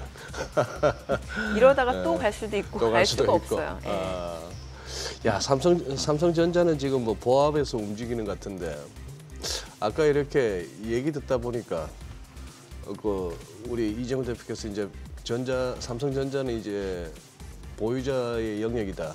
우리가 이제 어느 정도 올랐고 팔기는 싫은데 조금 이제 신규 매수 들어가기가 좀 이렇게 부담스러울 때 이제 우리 그런 표현을 쓰는데 말이죠. 보유자의 영역인데 외국인들이 저렇게 작심하고 달라드는 걸 봤을 때 이런 생각도 한번 해보게 됩니다. 저 뭐였죠? 우리 그때 품절주. 그 양지사. 저 다이어리 만드는 회사. 양지사 주가 차트 한번 뭐 우리 잠시 한번 체크해 보시면 알겠지만 그거 뭐 유통 물량이 워낙 적지 네, 않았나요? 예, 뭐 한 만 원 하던가 또 세력들이 달라붙으니까 뭐 한 두어 달 만에 그걸 갖다가 6배, 7배 만들었다가 지금 또 원위치 했는데 우리 품절주를 만들면 어떨까요? 우리 삼성전자 갖고 계신 우리 국내 투자자분들이 안 내놓는 거예요, 아예. 안 파는 거지. 어떠십니까? 캠페인을 한번 하면. 그거 담합 아니에요? 그건 담합이에요. 담합인가? 거기서 누구 한 명이 깨면은 그대로 이제 투매 물량 나올 수도 있는 거예요. 삼성전자 뭐 한두 명이 갖고 있는 것도 아닌데 그렇죠. 쉽지 않은 얘기구나. 아예 품절주를 만들어 버리는 거지. 사고 싶지 안 팔아 이거. 그러면 진짜 뭐 11만 원 아니라 12만 원 뭐 가능해 보이기도 하는데. 역사적으로 이제 삼성전자의 주가를 항상 외국인들에 의해서 이제 움직였기 그랬죠. 때문에 네. 결국에는 이제 거기에 잘 편승하셔가지고 이제 저점에 가지고 계시다고 하면은 외국인의 어떤 수급하고 제가 있는데 맞물려가지고 매도 시점 잡으라고 많이 말씀드렸을 거예요. 네. 그러니까 지금 아직까지도 외국인은 삼성전자를 지금 파는 분위기는 아닙니다. 제가 요거 지금 세금 수급을 시장 체크 때문에 늘 보고 있지만 2022년도 7월부터 외국인은 사들이기 시작합니다. 그리고 23년 내내 샀고 올해 지금도 계속 사고 있습니다. 그래서 지금 역대 그 비율을 봤을 때 외국인이 삼성전자를 한 58% 정도까지 가지고 있던 것 같아요. 근데 지금 역대 최고가. 55%니까 네. 아직은 외국인 입장에서 놓고 볼 때는 더 담을 여지가 있는 겁니다. 그러니까 룸이 아직 남아있기 때문에 매수는 더 들어올 수 있다라고 지금 보는 거고요. 반도체 지금 어떤 업황 분위기 왔을 때 이제 3전이 결국 메모리 한 1분기 그 흑자전을 했지 않습니까? 예. 2분기, 3분기 더 좋아진다. 그러니까 업황의 어떤 호황을 이제 그 호황으로 가는 분위기가 이제 만들어진다 그러면은 아직은 이제 호황으로 들어갈 수 있는 초입이기 때문에 그렇게 놓고 볼 때는 업황은 아직 더 살아있다. 그러면 더 갈 여지가 또 있는 거죠. 이익이 더 증가할 수 있으니. 네. 그러면은 지금은 그러니까 결국에는 팔 시점은 아닌 거고 사신 분들은 잘 가지고 계시면 될 것 같고 이제 뭐 내가 기다리기 좀 그래가지고 수익 실현을 하겠다 그러신 분들은 수익 실현했다가 좀 시장 때문에도 뭐든 약간 밀릴 때가 분명히 오거든요. 그럼 그럴 때 좀 담아두시면 되는 거죠. 장 분위기 뭐 좋은 것 같으니까 우리 이 대표님 탐방 다녀오신데 한번 들어보죠. 네네. 어디 다녀오셨어요? 제가 이번에 다녀온 기업은 캠트로스라고 하는 기업입니다. 캠트로스는 전통적으로는 화학 캠트로닉스가 아니고 캠트로스. 네, 캠트로스입니다. 네, 캠트로스이고요. 이 회사는 2차 전지 전액 첨가제 또는 반도체 또 디스플레이 공정 소재 이런 것들을 만드는 네. 전통적인 화학 제품을 만드는 업체라고 보시면 되겠습니다. 2006년 설립돼가지고 2017년도에 코스닥 시장에 이제 들어온 기업인데요. 일단 올해 뭐 가장 중요하게 봐야 되고 앞으로도 중요하게 볼 부분은 바로 2차 전지 4대 핵심 소재 중에서 그 전해액 관련해서 보실 필요가 있습니다. 전해액은 유기용매, 첨가제, 전해질염 이 세 개를 구성이 되는데 동사가 그 중에서 첨가제를 일단은 만드는 업체라고 보시면 되겠고요. 이 전해액 첨가제는 리튬 이온의 이동과 관련된 안정성을 일단 확보하는 소재이고 배터리의 충전 용량 확대, 과충전 방지, 수명 연장에 영향을 미치는 핵심 소재 중에 중요한 소재라고 좀 보시면 되겠습니다. 동사 입장에서 매출액의 한 30% 이상이 바로 요 2차 전지 전액 첨가제에서 나온다라고 보시면 되겠고 캠트로스는 원천 특허를 침해하지 않고 고유의 특허, 그다음에 고난도 정제 기술을 기반으로 해서 제품을 생산을 하고 있고요. 국내 배터리 3사, 삼성 SDI, LG 엔솔, SK온에 다 공급을 하고 있습니다. 삼성 SDI와 LG 에너지솔루션은 전액 업체를 통해서 납품을 하고 있고 SK온에게는 직납을 하는 그런 구조를 가지고 있습니다. 지금 들어가고 있는 제품들이 대체로 엔드 유저, 그러니까 배터리 셀 업체 기준으로 봤을 때 원통형 전지 중심으로 지금 쓰이고 있기 때문에 향후에 4680이라든지 이런 쪽에서 쓰이지 않을까 이런 기대감이 지금 여전히 남아있기 때문에 이런 쪽에서 매출이 늘어날지 한번 보자 말씀드리는 거고요. 두 번째 중요한 부분은 바로 포토레지스트 공정 소재 국산화와 연관지어가지고 동사가 또 그 소재를 만들기 위한 원 소재를 만들기 때문에 거기에 주목하자라고 좀 말씀을 드립니다. 포토레지스트, 이제 PR이라고 하는데요. 이건 2019년도 일본에서 수출을 규제했던 품목 중에 하나입니다. 그래서 국내에서는 일부 이제 국산화 바람이 불면서 캠프로닉스, 그다음에 엔드 유저인 삼성전자, 하이닉스 중심으로 해서 요 포토레지스트를 국산화하려고 많이 준비해 왔었고요. 동사도 그 원 소재인 광개시제 요거를 지금 국산화 시켰기 때문에 여기에 지금 우리가 주목하고 있다라고 보시면 되겠습니다. 지금 충북 진천에 3공장을 짓고 있습니다. 원래 캐파가 기존에 있었습니다. 근데 지금 대규모로 더 늘리고 있는데 기존에 진천 3공장은 매출액 기준으로 봤을 때 한 400억 캐파였는데요. 네. 지금 더블 400억을 더 늘리고 있습니다. 그러니까 호호. 합산 800억이 되는 네. 거예요. 그래서 지금 대규모로 늘리고 있는데 여기에서 요 핵심 반도체 공정 소재를 지금 생산하지 않을까라고 보는 거고요.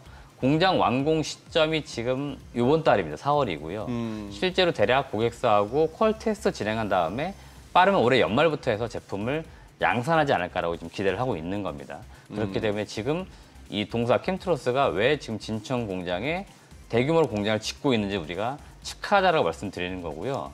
지금 최대 매출액 1,400억, 1,500억 저거는 공장이 풀 가동됐을 때 이야기하는 건데 일단 진천 공장 대략 한 800억대, 그다음에 기존에 1공장, 2공장이 있습니다. 여기 합산하면 600억이에요. 그래서 1,400억에서 1,500억까지 공장이 풀 가동되면은 매출이 나올 수 있는 거고 여기서 많이 양산될 게 역시나 2차 전지, 전액 첨가제, 반도체 공정 소재라고 보시면 되겠습니다. 올해 실적은 매출액은 한 641억, 영업이익은 한 51억 예상이 되고 있기 때문에 전년 대비 올해 매출과 영업이익은 증가될 것으로 보이고 작년도에 일부 실적이 꺾였는데요. 전방 시장이 2차 전지, 반도체 쪽입니다. 네. 그러다 보니까 이쪽이 지금 작년 같은 게 안 좋았잖아요. 예. 그래서 좀 많이 꺾였는데 올해는 다시 회복 기조로 돌아서니까 실적도 올해 올라오고 아마 실적이 폭발하는 건 내년도, 내후년도 이렇게 될 것 같습니다. 네. 오늘 들으신 기업과 관련해서 좀 자세한 정보 원하시는 분들은요. 카카오톡 채널에서 탐방맨 추가하시거나 크존 앱 다운로드 받으시면 다양한 정보 확인해 보실 수 있으니까요. 참고해 보시면 될 것 같습니다. 또 이전에 다녀오셨던 기업들 가운데서도 추가로 좀 내용 전해주실 거 있으면 좀 알려주세요. 네, DYPNF라고 하는 기업을 다시 한번 업데이트 해드리려고 하는데요. 동사는 제가 3월 12일, 그러니까 한 달 전쯤 보고서 발간을 했고 알려드린 종목인데 동사가 4월 들어서 몇 가지 좋은 소식을 전하면서 좀 주가도 일부 반등을 좀 하고 있습니다. 우선 4월 1일 삼박 LFT라고 하는 기업과 335억 규모로 수주를 받았습니다. 동사는 기본적으로 수주를 받은 상태에서 공사가 재개되면은 매출 인식을 하기 때문에 수주가 상당히 중요하다. 그렇기 때문에 지금 수주가 늘고 있는 점 체크해 보시면 좋을 것 같고 4월 2일에는 중국의 DYJ라고 하는 기업하고 2차 전지 사업 경쟁력 강화를 위한 업무 협약을 체결했다. 이런 소식을 역시나 전하고 있습니다. 동사 같은 경우에 기존의 코스모 신소재, 코스모 화학, 이 코스모 그룹과 함께 수주를 맺었던 레퍼런스를 가지고 있고요. 지금 이런 레퍼런스를 통해 가지고 다양한 배터리 셀 업체, 배터리 소재 업체들과 지금 계약을 맺기 위해 노력을 하고 있습니다. 그런 와중에 지금 중국 업체와 지금 소재가 지금 중국 업체하고 좀 계약이 나왔기 때문에 계약을 맺을 수 있는 MOU가 나왔기 때문에 그런 점에서 주목해 볼 필요 있겠다라고 말씀드리겠고 올해 지금 영업이익 추정치가 시장에서 349억 지금 이야기 나오고 있습니다. 동사가 평균적으로 200억대, 300억대 이익을 내고 있는 기업인데 349억까지 지금 나온다라고 전망이 되고 있기 때문에 이익도 상당히 올해 좋아지니까 지금 주가는 충분히 싸다 이런 의견 드립니다. 네, 오늘 내용 잘 들었습니다. 고맙습니다. 네, 고맙습니다.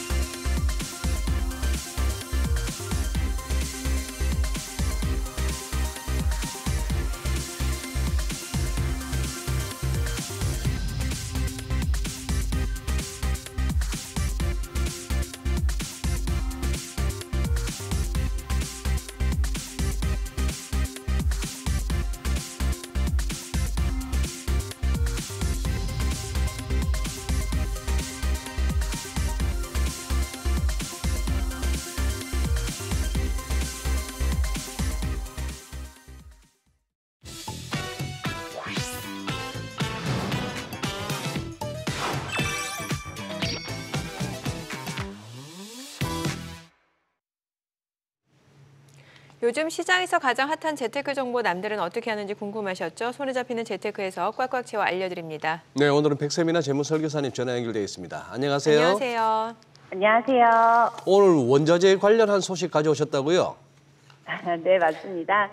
풍부한 유동성과 지정학적 위험 등으로 원자재 시장에서 에브리싱 랠리가 펼쳐지고 있습니다. 에브리싱 랠리를 이끈 건 금, 코코아, 구리 등인데요.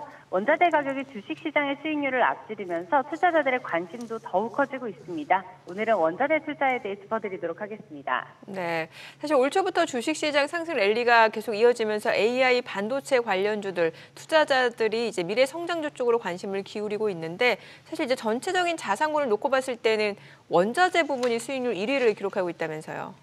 네, 그렇습니다. 올 초부터 증시 상승세가 이어진 가운데 주식시장의 수익률을 앞지르며 금, 코코아, 구리 등을 필두로 한 원자재 시장이 주목받고 있는데요. 7일 신영증권에 따르면 올 1분기 자산군 기준으로 가장 많은 수익을 낸 곳은 종합원자재였습니다. 원자재는 1분기 동안 12.3%의 수익률을 기록했고 뒤이어 미국 주식이 10.2%, 선진국 주식 8.6%, 한국 주식은 3.5%를 기록했습니다. 특히 올해는 미국과 인도, 한국 등 76개국에서 각종 선거가 치러지는 글로벌 선거의 해인데요. 선거를 치르는 국가들이 전반적으로 경기를 부양할 것이란 분석 때문에 원자재 가격 강세를 예견하고 있습니다. 네, 요즘 또 뭐 매일 이렇게 시황 보다 보면 또 금이 또 올랐습니다. 금값 또 올랐습니다. 이 얘기인데 지금 실제 금 관련 ETF 수익률 괜찮은가요? 네. 지난달부터 금값이 고공행진하자 금 관련 ETF도 상승세가 뚜렷한데요.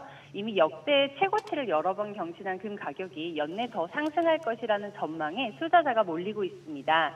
8일 금 선물 근원물은 트로이 온스당 2,351달러에 거래되었는데요.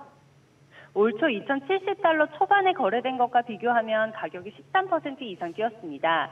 또한 금 현물 가격을 추종하는 아이쉐어즈 골드 트러스트 ETF는 올 들어 이날까지 수익률이 14.69%이며 SPDR 골드 트러스트와 ABRDN 피지컬 골드 쉐어즈는 같은 기간 수익률이 각각 14.54%, 14.78%를 기록하며 나란히 상장 이후 신고가를 경신했습니다. 뱅크 오브 아메리카는 올해 금 가격이 트로이 온스당 2,400달러까지 오를 것으로 보고 있습니다. 네, 경기 바로미터인 구리의 가격도 지금 올해 최고가를 찍으면서 내년 상반기에는 이제 12,000달러까지 간다는 전망까지 나오고 있는데 특히 중국의 경기 회복 기대감 구리 가격 상승세를 이끌고 있죠. 네, 그렇습니다. 각종 산업의 필수적인 비철금속 가격이 심상치 않은데요. 제조, 건설업 수요 등이 많아 경기 선행지표로 꼽히는 닥터코퍼 구리의 런던 금속 거래소 현물 가격은 8일 톤당 9,448달러까지 올랐습니다. 이는 지난해 1월 이후 1년 2개월여 만에 가장 높은 수치인데요. 글로벌 투자은행인 골드만삭스와 시티그룹은 내년 상반기까지 사상 최고치 12,000달러에 도달할 거라는 전망도 내놓았습니다. 구리뿐만 아니라 알루미늄과 주석 또한 가장 높은 수준을 보이고 있는데요. 이는 중국의 지난달 제조업 구매 관리자 지수인 PMI가 50.8을 기록하면서 반년 만에 경기 확장 국면으로 복귀했기 때문이라고 분석하고 있습니다. 또한 구리 가격 상승으로는 인공지능 확산에 따른 전선 등 전력 인프라 수요 확대와 광산 폐쇄 및 중국 재련소 감산 같은 공급 부족 여파 등으로 분석되고 있으며 중동 우크라이나 등의 분쟁이 포탄 등 군수물자 수요를 끌어올리면서 여기에 쓰이는 비철 금속의 공급 부족을 부추긴다는 분석도 나오고 있습니다. 네. 자, 뭐 원자재 얘기하니까 또 유가 얘기 빼놓을 수가 없을 것 같습니다. 최근 들어서 이제 국제 유가 뭐 지정학적 위기까지 가미되면서 많이 올랐는데요. 지금 뭐 관련해서 뭐 정유주나 이쪽 관련 투자 상품 수익률도 한번 알려주십시오. 네. 7일 금융투자업계에 따르면 지정학적 우려와 국제유가 감산 기조가 유가를 밀어 올리고 있는데요. 지난 8일 브렌트유 선물 가격은 90.54달러까지 올랐고 WTI 원유는 8일 최고 87달러까지 올랐다 86.43달러로 마무리했습니다. 유가 급등세에 국내 정유주 주가 또한 일제히 강세를 나타내고 있습니다. GS는 연초 이후 23.47%로 가장 많이 상승했고 뒤를 이어 S-오일은 19.97%, 엑손모빌은 21.39%로 높은 상승률을 나타냈습니다.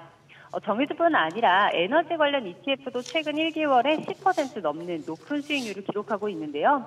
코덱스 WTI 원유 선물 ETF의 수익률은 11.89%이고 코덱스 미국 S&P 500 에너지 ETF는 14.83%, 코세프 미국 원유 에너지 기업은 16.81%를 기록했습니다. 네, 오늘 원자재 관련해서 좀 이야기 들어봤습니다. 고맙습니다. 잘 들었습니다. 네, 감사합니다. 최신 재테크 트렌드를 다루는 하우머니 시간입니다. 시장 불안감이 계속될 땐 개별 종목 리스크를 피할 수 있는 분산 투자가 무엇보다 중요한데요. 네, 최신 ETF 동향과 유망 섹터까지 알아보는 코너입니다. 오늘은 NH아무니 자산운용의 김현빈 본부장님과 함께합니다. 어서 오세요. 어서 오세요, 본부장님. 네, 안녕하십니까? 한 달 만에 뵙습니다. 네네. 안녕하세요.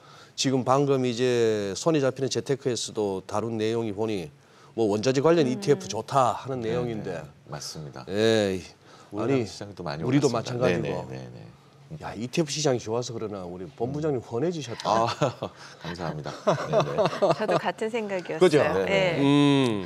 바쁘면서도 네네. 이쪽에 또 이렇게 일이 재밌으실 것 같아요, 요즘 한참. 네네.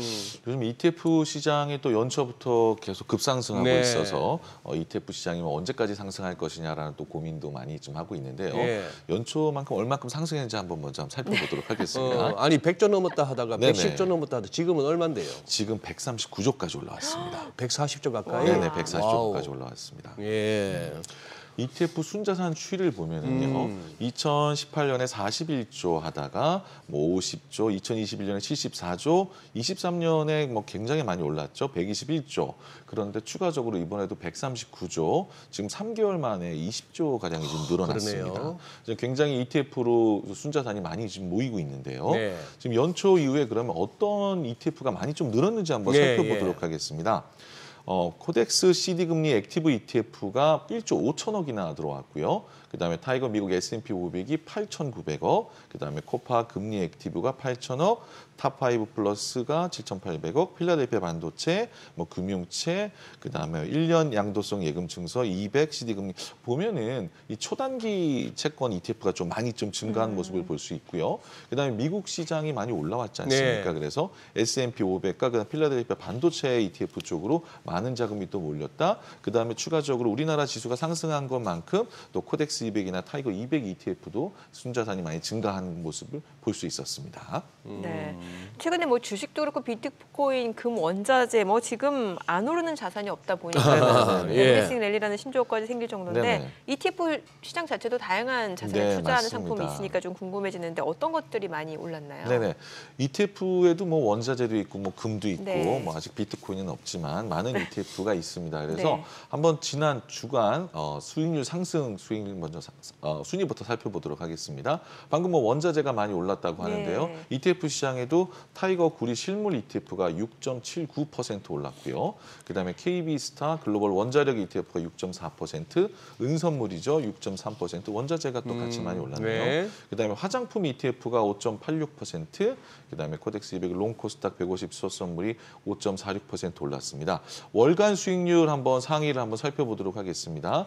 월간 수익률 상위를 살펴보면은요, 지금 뭐 소울 반도체 후공정이 26% 올라서 반도체가 뭐 가장 많이 올랐고요. 그다음에 AI 반도체 핵심 장비, 그다음에 신재생 에너지 액티브 ETF가 20%, 또 반도체 포커스, 여기서 뭐 주목할 만한 거는 또 글로벌 금채굴 기업도 원자재는 아니지만 네. 관련된 산업에 또 투자하는 금채굴 기업도 18%, 반도체, 원유, 그다음에 뭐 원자력 ETF들 많이 오르는 모습을 볼 수가 있었는데요. 지금 보시면 반도체뿐만 아니라 그다음에 또 원자력 쪽으로 또 많이 좀 전력 설비, 뭐 기계 설비 이런 예. 쪽도 수익률을 많이 낸 거를 좀 볼 수가 있습니다. 그래서 월간 수익률을 보면은 뭐 당연히 뭐 원자재도 주목해 볼 만하겠지만 지금 원자력 ETF, 설비 투자 ETF 강세가 좀 보여주고 있는데요. 이런 흐름 ETF를 한번 제가 정리를 해봤습니다. 우리나라의 원자력 ETF는 지금 2개가 있고요. 하나로 원자력 ETF, 그다음에 에이스 원자력 딥서치 ETF가 있습니다. 1개월 수익률이 15%, 12%나 되고요. 하나로 캐펙스 설비 투자 ETF가 지금 최근에 수익률이 1개월에 12%, 3개월에 21% 올라오고 있습니다. 하나로 원자력 ETF가 3개월에 31%나 올라오고 있는데요. 이 원자력 테마들이 좀 강세를 보이는 거는 원자력 테마 안에 또 전력 설비 또 이런 업체들이 네, 들어가 예. 있기 때문에 이런 업체들이 최근에 또 전선 설비 많이 좀 주가가 올라가고 있습니다. 네. 특히 이제 캐펙스 설비 투자 같은 경우는 지금 친환경 에너지로 전력 설비를 바꾸면서 그러면 설비를 한번 다 뒤집어야 되고 또 전선을 새로 깔아야 되기 때문에 예. 이런 것들 때문에 좀 수익률이 최근에 좀 많이 좋은 모습을 볼 수 있는데요. 지금 뭐 AI 때문에 전력 공급이 또 늘어난다. 뭐 이러면서 전력 설비 ETF도 한번 계속 주목해 볼 필요가 있을 것 같습니다. 야, 우리 김현민 본부장님 근무하시는 하나로가 성적이 좋으네요. 수익률도 네네네. 그렇고. 네네. 원자력 ETF가 수익률이 굉장히 좋습니다. 네. 저거 하나로 마트에서 가입 가능합니까? 앞으로 가입할 수 있도록 한번 저희 알아보겠습니다. 그렇게 네. 그럼 접근성이 좋아지겠네요. 좋아지고. 아니 근데 아까 자막에도 나왔지만 위험에도 오르고 안전에도 오른다. 네네. 이런 장 경험해 보셨습니까? 이런 경우가 정말 처음인 것 같습니다. 그죠? 네네. 너무 다 오르니까 좀 불안하기도 합니다. 네네. 아 예. 이제 좀 걱정되기도 하는데 최근에 또 뭐 금도 오르고 뭐 원자재, 뭐 기쪽도 오르고 은도 오르고 원유도 오르고 뭐 이제 안 오르는 게 없이 다 오르기 때문에 네. 조금 이제 좀 긴장해야 되지 않나라고 생각이 좀 살짝 들기도 합니다. 네. 지금 이제 아까 그 원전 곡고를 살펴봐 주셨고 네네. 지금 이제 원자재 쪽이 아무래도 요새 뭐 금, 구리 할 것 없이 이슈가 되는데 구리 쪽 우리 지금 우리 증시에서도 지금 뭐 전력 네네. 이 그쵸? 관련 뭐 네네, 많이 맞습니다. 가지 않습니까? 이쪽에 어떤 ETF들이 있습니까? 수익률도 나쁘지 않아 보이는데. 구리 ETF 같은 경우는 지금 아까 말한 구리 실물 네, ETF가 네. 있고요. 예. 그다음에 남은 전력 설비 ETF 같은 경우는 지금 사실 하나로 캐펙스 설비 투자 ETF밖에 예. 없습니다. 그렇기 네. 때문에 여러분들이 뭐 전력 설비 이런 거에 투자한다라고 한다면 뭐 설비 투자 ETF도 예. 괜찮을 것 같습니다. 네. 자, 그럼 아까 구리 했었나? 네, 네네네. 하셨어요. 그래서 안에서도 네. 금을 그래요. 물어봐야 된다. 네네. 금을 금가격. 물어봐야 되는데. 네네. 네. 예. 내가 아까 온스당 2,300달러 넘어섰잖아요. 내가 그럼 지금. 뭘 네네. 보고 있었지? 왜 또 구리를 또 여쭤봤지? 점심 식사 생각하고 계십니다. 뭐 네. 설비 투자가 중요하다라고 또 강조해 주신 것은 너무 감사하고요. 네. 금 가격 ETF 금 한번 가격 ETF, 살펴보도록 하겠습니다. 금 관련 ETF가 우리나라에 좀 굉장히 많이 있습니다. 그중에 또 금 채굴 기업부터 해서 금 현물 투자하는 ETF 수익률부터 한번 살펴보도록 네. 하겠습니다. 최근에 수익률이 가장 좋았던 거는 이제 레버리지 ETF 제외했을 때 하나로 글로벌 금 채굴 기업이 1개월에 17.3%나 올랐어요. 네. 그리고 에이스 KRX 금 현물 ETF가 9.89%, 코덱스 골드 선물이 7.63% 올랐습니다.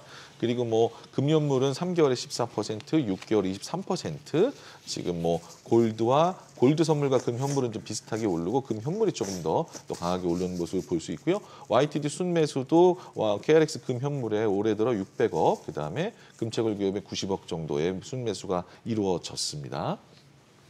지금 금채굴 기업이 사실은 생소할 수 있습니다. 그러게요. 예. 지금 금 현물하고 금 선물에 투자하는 ETF가 있었는데 그럼 금채굴 기업이 어떤 게 뭔가 틀린 건지에서 한번 짚어드리도록 그러게요. 하겠습니다. 금 ETF하고 차이점이 있을 것 같은데요. 네네.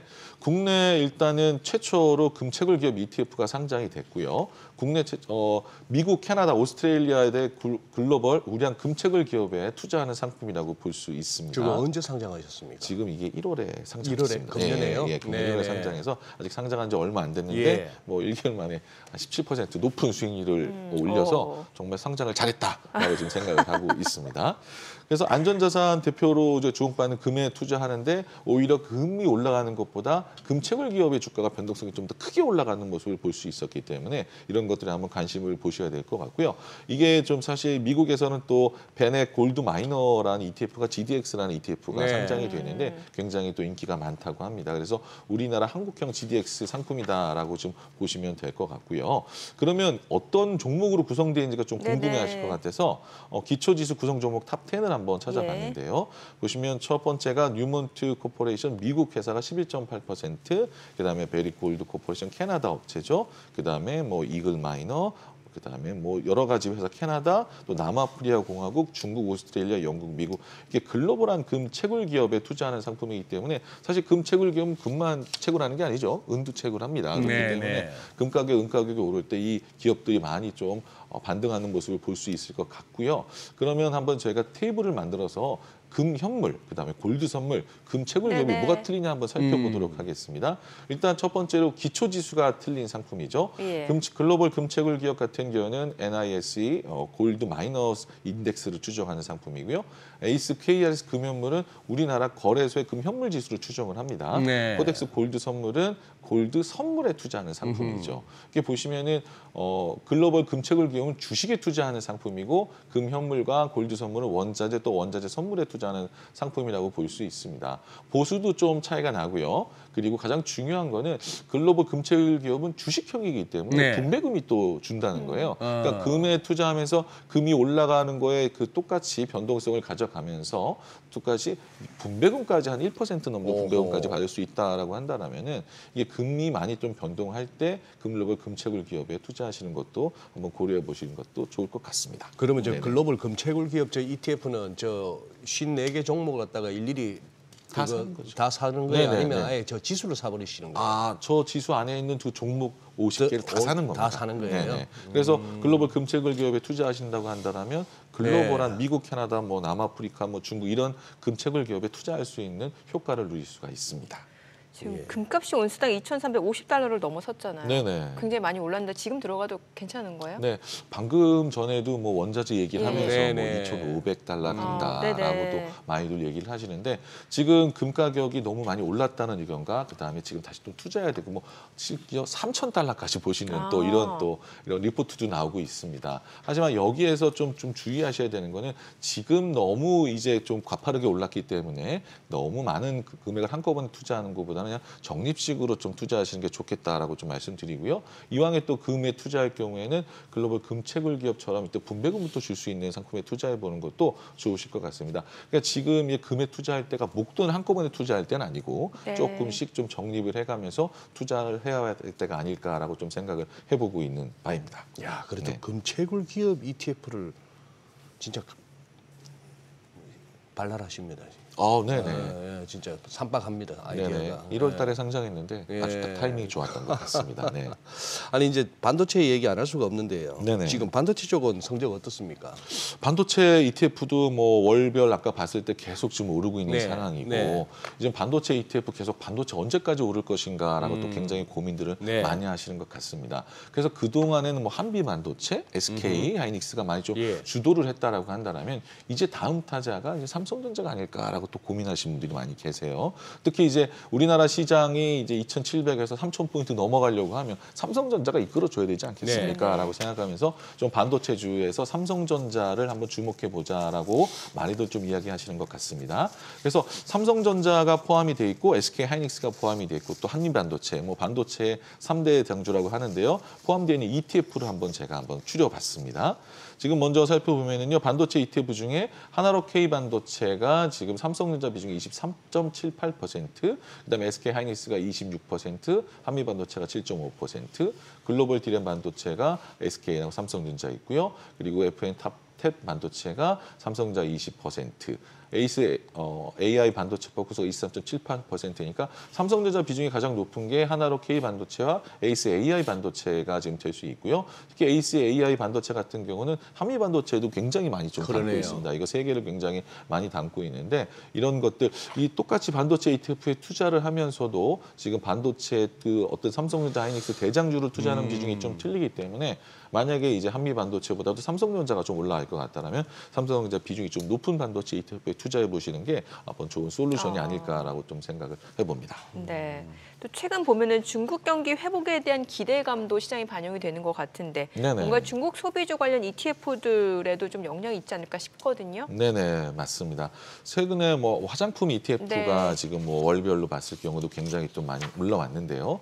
지금 또 여러분들 보시면 화장품의 주가들도 많이 올라왔습니다. 뭐 코스맥스가 뭐 최근 1개월에 뭐 19%, 아모레퍼시픽이 10%, 그다음에 한국콜마 7% 돼 있는데 저희가 이런 ETF 뭐 지금 화장품 ETF가 화장품 관련 ETF가 딱히 뭐 많이 좀 있지가 않습니다. 예. 그래서 저희도 한번 뭐 이제 뭐 뷰티 ETF라고 한번 또 준비를 해봤는데요. 예. 그래서 지금 최근에 명동 한번 가보셨는지 모르겠는데요.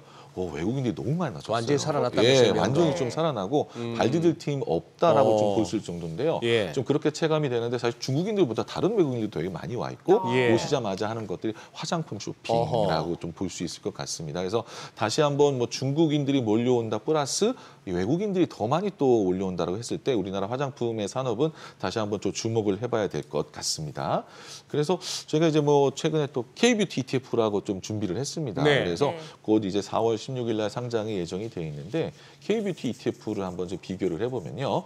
지금까지 ETF는 뭐 화장품 ODM, 화장품 용기, 아모레퍼시픽, 뭐 LG 생활건강 이런 거에 투자했는데 이제 그 뷰티 ETF는 여기에 좀 플러스해서 필러, 보톡스 쪽에 또 투자하는 것도 좀 넣습니다. 예. 사실 뭐 메디톡스라든지 휴젤이든지 젠트마라든지 이렇게 우리나라에 왔을 때 와서 많은 사람들이 소비할 수 있는 것들을 위주로 또 우리나라 K-뷰티 하면 또 아주 유명하지 않습니까? 네. 우리나라 화장법부터 틀리다고 하는데 이런 K-뷰티에 주목하는 ETF도 한번 만들어 봤습니다.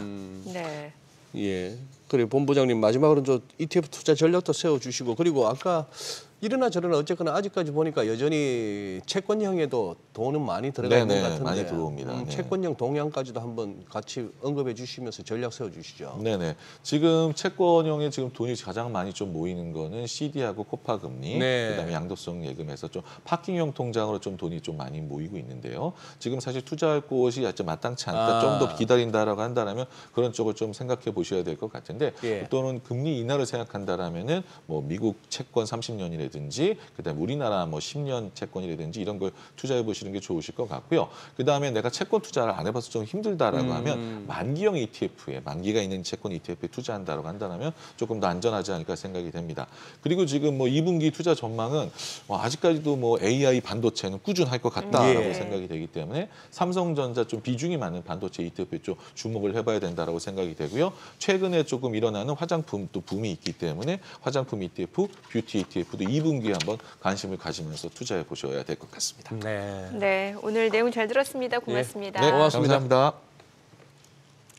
네, 오늘 지금 시장 보니까 양시장 상승을 좀 보여주고 있는 상황에서 외국인 매수 규모가 그렇게 크지는 않네요. 또 어제와는 좀 다른 행보인 것 같습니다. 그럼 와중에 은근히 많이 올라가네요. 장 나쁘지 않네요. 그러게요. 예. 조금 더 탄력이 더해져서 또 내일 휴일이잖아요. 네. 뭔가 좀 기분 좋은 휴일을 맞이할 수 있으면 좋겠다는 생각도 드네요. 네. 네, 저희 방송 중에 전해드린 내용과 관련해서 모든 투자 판단의 책임은 투자자분들께 있다는 점 알려드립니다. 네, 세상의 모든 돈 되는 정보 재테크노와 머니쇼 오늘은 여기서 인사드리겠습니다. 저희는 내일 쉬고 이제 목요일 오전 8시에 찾아뵙겠습니다. 고맙습니다.